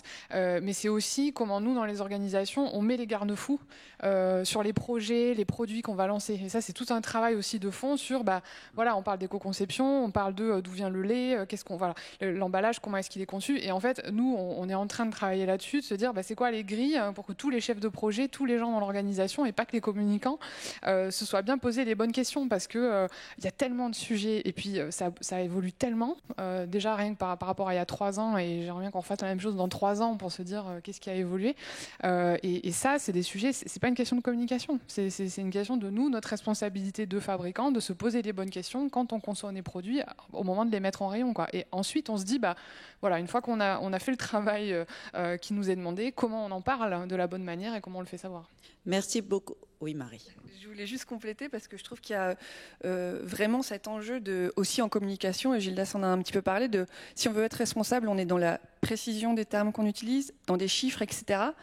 Et l'enjeu, je pense, c'est de réussir à embarquer les acteurs de la communication sans avoir ce label un petit peu presque parfois contraignant du développement durable. C'est on dit comme ça, voilà, c'est ça, c'est ci, c'est ça, et du coup d'opposer les sujets. En fait, il faut pouvoir permettre aux communicants de voir l'opportunité aussi qu'il y a à parler de ces sujets pour embarquer les autres. Merci beaucoup. Alors, vous l'avez tous compris, on est 6, plus bavards les uns que les autres. On peut tenir la journée sans aucun problème, mais je pense qu'il nous faudra rendre le micro très vite. Alors, moi, on va passer à une session peut-être de questions-réponses, et je voudrais passer la parole à nos étudiants de l'ISCOM, alors qui sont dans l'Internet. Et donc, je vais passer la parole à Clara Orveillon, qui avait un certain nombre de questions à nous poser. Je me tourne vers la technique pour qu'ils me disent « mais oui », on me fait un petit signe que ça va être bon. Parfait, Clara, bonjour. Bonjour, alors c'est pas Clara mais c'est Charlie. Bonjour Charlie, c'est pas grave, c'est pas grave. Je vous dis bonjour quand même. Bonjour à vous. Alors tout d'abord, nous aimerions vous remercier de rendre possible cet événement malgré la crise sanitaire. Merci. Et nous avons du coup 3 petites questions pour vous. Alors la première, c'est l'écologie est-elle devenue un effet de mode et s'agit-il d'une stratégie d'user de l'écologie pour attirer toujours plus? Merci Charlie. Est-ce que l'un d'entre vous, Erwan, Gildas, Rita, Laura, Marie, quelqu'un veut prendre... Erwan, je ne te vois pas. Si tu as envie de prendre la parole, il faut que tu fasses un signe. Il faut que tu parles. Alors désolé, en fait je n'ai pas entendu la question, je ne suis pas connecté aux étudiants. Charlie, est-ce que vous pouvez répéter ou tu veux t'en charger? Alors, je vais commencer, Erwan, je vais commencer et puis tu compléteras. En fait, c'est pas un effet de mode, c'est un mouvement. Voilà. De plus en plus, Erwan Lecoeur le disait tout à l'heure, de plus en plus de citoyens consommateurs sont en train de revisiter leur mode de consommation. Donc les marques et les communicants qui les conseillent s'en aperçoivent. Et donc tout le monde n'est pas philanthrope, hein, tout le monde n'a pas envie de sauver l'humanité, mais se disent oui, il y a des opportunités. En tout cas, on ne peut pas être sur ce segment de marché. Il y a 2 parties dans le cerveau. En fait, c'est pas vrai, hein, mais c'est comme ça qu'on dit depuis longtemps. Il y a des gens qui sont avec un cerveau plus rationnel et qui disent là, il y a un segment, il y a un marché. Donc, j'accepte le mot d'opportunité. En revanche, c'est toujours bien nous qui avons un peu plus de foi, qui sont peut-être un peu plus engagés sur le cerveau plus émotionnel. Ça serait bien si on aidait à sauver l'avenir. D'encourager ces gens-là à comprendre qu'ils ont à gagner autre chose de cette vision opportuniste et de mettre le doigt dans quelque chose de plus culturel qui peut les transformer aussi. J'ai fait beaucoup de phrases, mais... Non, mais peut-être pour compléter ce que tu dis, et avant de laisser peut-être Erwan, si tu as envie, donc sur est-ce que l'écologie c'est un effet de mode ou une stratégie, ou bien est-ce qu'il ne s'agit pas d'une stratégie aussi d'user de l'écologie pour attirer toujours plus? Ce que j'avais envie de vous répondre, c'est que de toute façon, le retour de flamme, si vous utilisez de l'écologie à mauvais escient, il va se faire immédiatement. On parlait tout à l'heure, on peut voter avec ses pieds, on va peut-être abandonner le produit, voire la marque. Je ne sais plus le pourcentage de gens qui abandonneraient les marques sans aucun regret. On est au-delà des 80%. Moi, quand j'étais petite, si on m'avait dit que mousseline pourrait disparaître dans l'indifférence la plus totale, je serais tombée de ma chaise. Aujourd'hui, c'est le cas. Par ailleurs, en matière de publicité, si vous faites des faux pas sur l'écologie, vous avez la possibilité, même tout seul, d'aller porter plainte auprès du jury de déontologie professionnelle, qui est l'une des instances qui fait partie de la RPP, pour pouvoir aller justement porter vos arguments et en quoi cela contrevient à la recommandation de développement durable. Et je vous invite à lire la nouvelle recommandation de développement durable, puisqu'elle parle spécifiquement de lutter contre la consommation excessive. Donc il y a quand même un certain nombre de choses qui font qu'aujourd'hui, utiliser de l'écologie à mauvais escient, comme on a pu le faire à une époque, etc. Je me souviens au moment du Grenelle de l'environnement, 2007, etc. Aujourd'hui, pour moi, il y a quand même un très gros risque réputationnel et pas mal de marques ne s'y essaieraient pas. Erwan, est-ce que tu veux compléter ? Oui, je crois que j'ai à peu près compris la question sur le phénomène de mode de l'écologie. Alors, ce n'est pas un phénomène de mode, ou alors si ça en est un, le féminisme l'a été aussi, le droit de vote des femmes, la décolonisation, le droit des gays ont été des phénomènes de mode. C'est ce qu'on appelle une minorité agissante, une minorité active en psychologie sociale, 1979, Serge Moscovici, qui devient mouvement social. Je vous embête pas avec des notions un peu compliquées comme ça, mais si ça vous intéresse, allez vous renseigner, c'est vraiment passionnant. Et l'autre chose qui est en train de se produire, c'est que de toute façon, il y a d'une certaine façon une opinion publique qui est en train d'évoluer à vitesse grand V pour plein de raisons qui sont des raisons tout à fait objectives. Les scientifiques nous disent que, en gros, ça chauffe et qu'il va falloir faire très attention si nous voulons encore vivre sur cette planète dans 50 ou 100 ans. 65% des gens en France pensent qu'une catastrophe est devant nous dans les 20 ans qui viennent. C'est assez inédit. Et donc, je dirais que de façon générale, ce n'est pas seulement une mode, et la question de la publicité autour de ça, bien sûr, peut se poser, comme vient de le dire Valérie, sur le mode de l'opportunité potentielle d'un certain nombre de gens. Je rappelle deux choses. Si vous voulez arrêter de fumer, la meilleure façon, c'est d'arrêter de fumer. Si vous voulez faire de l'écologie, la meilleure façon, c'est de consommer mieux.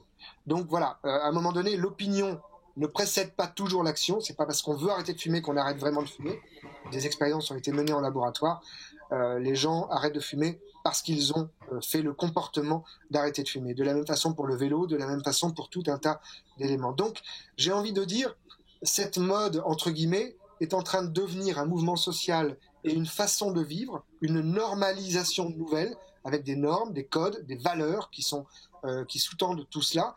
Et donc, d'une certaine façon, les publicitaires, les marques, mais aussi donc les entreprises, mais aussi les collectivités territoriales et même les gouvernements vont devoir s'y faire. C'est-à-dire qu'ils vont devoir, comme on dit, fake it, it will make it. Bon, faites semblant, ça va le faire, mais à un moment donné, vous faites tellement semblant que la société a évolué, vous ne vous en êtes même pas complètement rendu compte. La seule question qui se pose pour les générations à venir, les générations des vingtagénaires, dont vous êtes sans doute, donc des jeunes, c'est est-ce qu'on a encore le temps pour changer tout cela? Est-ce que l'effet sera suffisant pour orienter la trajectoire globale de notre société, puisque on nous dit, les scientifiques, et quand même j'ai plutôt tendance pour ma part à croire plutôt les scientifiques même que les publicitaires, j'avoue, nous disent que nous avons finalement peu de temps pour changer véritablement la donne, et la publicité, c'est ce que je disais en introduction, a un rôle éminent à jouer. Elle est une propagande, une propagation d'une foi, propaganda fideo. Elle est une façon d'influencer, Gildas l'a très bien rappelé, les esprits et les modes de vie. Et donc, d'une certaine façon, il va falloir qu'elle choisisse son camp. Soit elle dit les produits doivent être durables, soutenables, et notre société va aller vers cela. Soit elle dit, en fait, tant qu'on vend, tout va bien. On va vous faire un peu de verre, mais dans tous les cas, si vous pouviez acheter souvent, ça m'arrangerait parce que je dois changer mon SUV. Je plaisante, bien sûr. Merci beaucoup. Charlie, est-ce que ça répond à votre question? Et peut-être que vous en avez une deuxième, si c'est bon pour vous. Oui, alors merci pour ces réponses pertinentes et développées. Alors du coup, la deuxième question que nous avons pour vous, c'est: créer le besoin est-il encore nécessaire aujourd'hui ou faut-il revoir la manière de consommer des Français au risque de changer la manière de communiquer dans sa globalité? Donc, est-ce que créer le besoin est encore nécessaire aujourd'hui? Est-ce que Rita, vous avez envie de nous donner quelques éléments de réponse? Créer le besoin aujourd'hui, non. Aujourd'hui, effectivement, toute hausse de la consommation qui ne répond pas à un besoin réel et conscient, parce que souvent la consommation, elle est activée par un stimuli publicitaire, elle n'est pas forcément consciente, et il suffit qu'on regarde nous-mêmes notre propre comportement et le nombre d'objets qu'on a dans nos placards qu'on n'utilise pas. Donc oui, il faut arrêter d'activer ça, mais ça ne veut pas dire que que cette sobriété, elle est malheureuse. Il faut créer un autre récit, il faut créer un autre imaginaire, il faut proposer des choses plus attractives, et tous les éléments sont là déjà, sauf que elles sont minoritaires, c'est des activités, des services qui sont assez minoritaires et qu'il faudrait aujourd'hui pousser, et effectivement on a besoin de les mettre plus en amont, en avant et de zoomer sur cette activité pour que nous, consommateurs, puissions nous les approprier.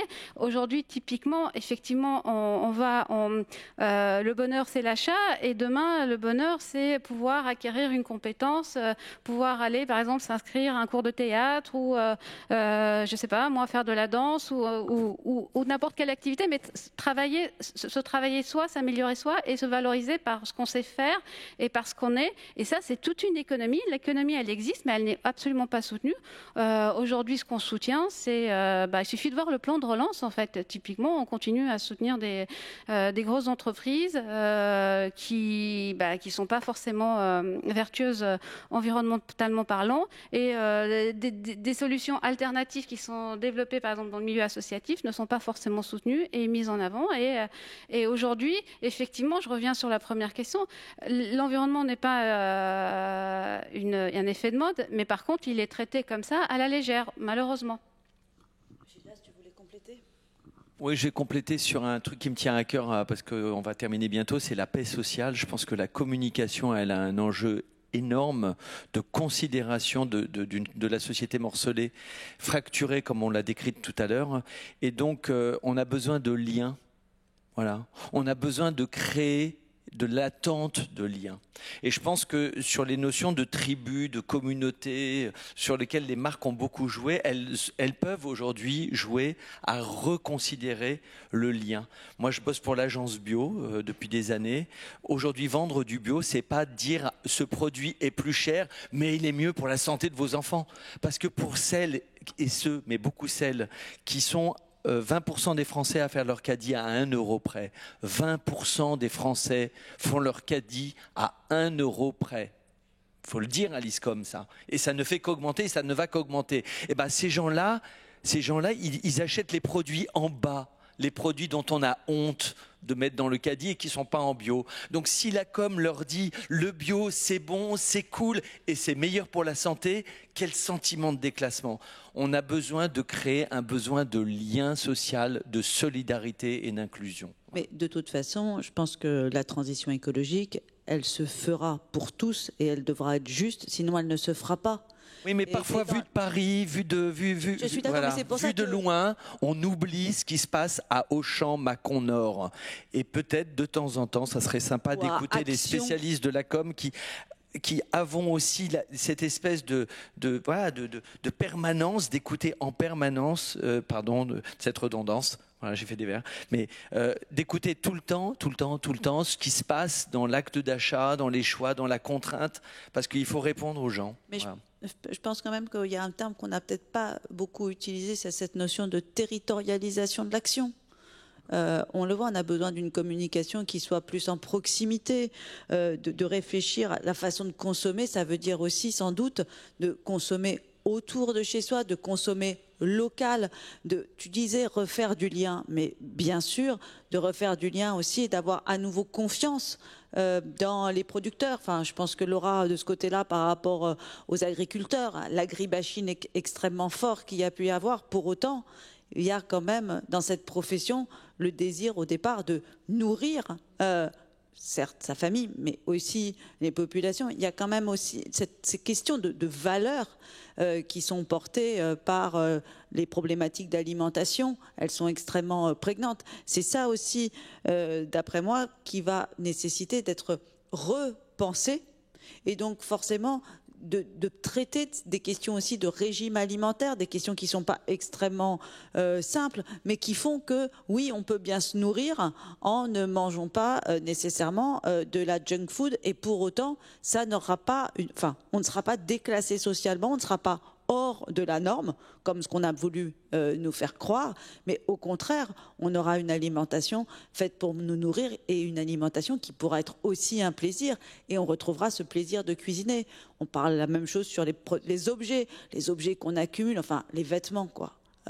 Combien il y a de vêtements qu'on n'a pas utilisés. Je vois les étudiants de l'ISCOM là qui se jettent un regard inquiet. Ouvrez vos placards et posez-vous la question de savoir, mais chez nous c'est pareil, hein, ça n'a rien de générationnel, hein, c'est transgénérationnel. Combien de vêtements vous n'avez pas mis depuis plus d'1 an? Et vous allez être horrifiés. Et pour autant, vous avez continué tous, et nous continuons tous à en acheter. Il y a un pourcentage de vêtements qu'on ne mettra jamais, qui est juste effarant, parce qu'on a voulu acheter le dernier pull à la mode, couleur moutarde, qu'on n'aimait pas, mais que de toute façon, il fallait porter, parce que les codes nous disaient qu'il fallait le porter. En fait, c'est cette notion de culture, d'acculturation qu'il va nous falloir, et donc faire un reset. Si on veut que les choses bougent, et on le dit depuis le début de notre discussion, on est vraiment sur cette notion d'engagement, sur cette notion de remettre notre mental dans une autre perspective et de l'accompagner dans ce changement de paradigme, et du coup la consommation qui va avec va en découler. Oui, Marie. Et sur ce sujet, je pense que la communication, en fait, elle a aussi à partager le mode de vie qu'on a envie de partager ensemble. Enfin, quand c'est une entreprise ou une collectivité qui s'adresse à sa communauté, c'est au fond, qu'est-ce qu'on a envie de vivre, quelles valeurs on a envie de partager. Alors, traditionnellement, oui, on était sur de la communication, sur la possession d'articles neufs, etc. Mais en fait, aujourd'hui, on propose des alternatives, on valorise l'alternative. En fait, on peut vous faire monter en compétences pour réparer vos produits, ça peut être hyper gratifiant. Donc, peut-être louer un produit ou faire un troc de produits, échanger un produit, c'est l'occasion de rencontrer quelqu'un, de discuter, qui va vous dire ce qu'il a fait avant avec ce produit, etc. Donc, en fait, il y a plein d'autres choses à valoriser, et je pense que c'est plus des discours qui portent autour du mode de vie et des valeurs qu'on a envie de vivre ensemble. Écoutez, merci beaucoup. Je vois qu'on va devoir s'arrêter là. Il est 10h moins 5. Alors j'ai quand même un peu de frustration parce qu'il y avait encore beaucoup de questions qui pouvaient nous être posées. Je voudrais tous vous remercier. Merci beaucoup à vous, à l'ISCOM. Merci beaucoup à tous ceux qui nous ont écoutés. Un très grand merci également à tous, à chacun d'entre vous qui est intervenu aujourd'hui. En tout cas, j'ai trouvé que voilà, on avait essayé d'apporter chacun dans nos positionnements, un certain nombre d'éléments pour pouvoir faire avancer le débat. On voit qu'il y a ce qu'il faut retenir, d'après moi, si vous en êtes d'accord, c'est l'importance d'une communication efficace qui soit à l'écoute de ces publics, de leurs doutes, de leur niveau de maturité également sur ces sujets de transition écologique, et qu'il y aura un rôle clé des communicants. En tout cas, je vous remercie énormément. Et qu'il y a un guide à offrir à Noël. Et qu'il y a un guide à offrir à Noël. Merci beaucoup. Je crois que cette table ronde pourra être disponible en replay. Et donc, je vous invite aussi à la partager largement, y compris auprès de vos camarades au niveau de l'ESCOM, pour ceux qui n'auraient pas été connectés aujourd'hui. Je vous souhaite à tous une très belle journée et à très bientôt. Merci.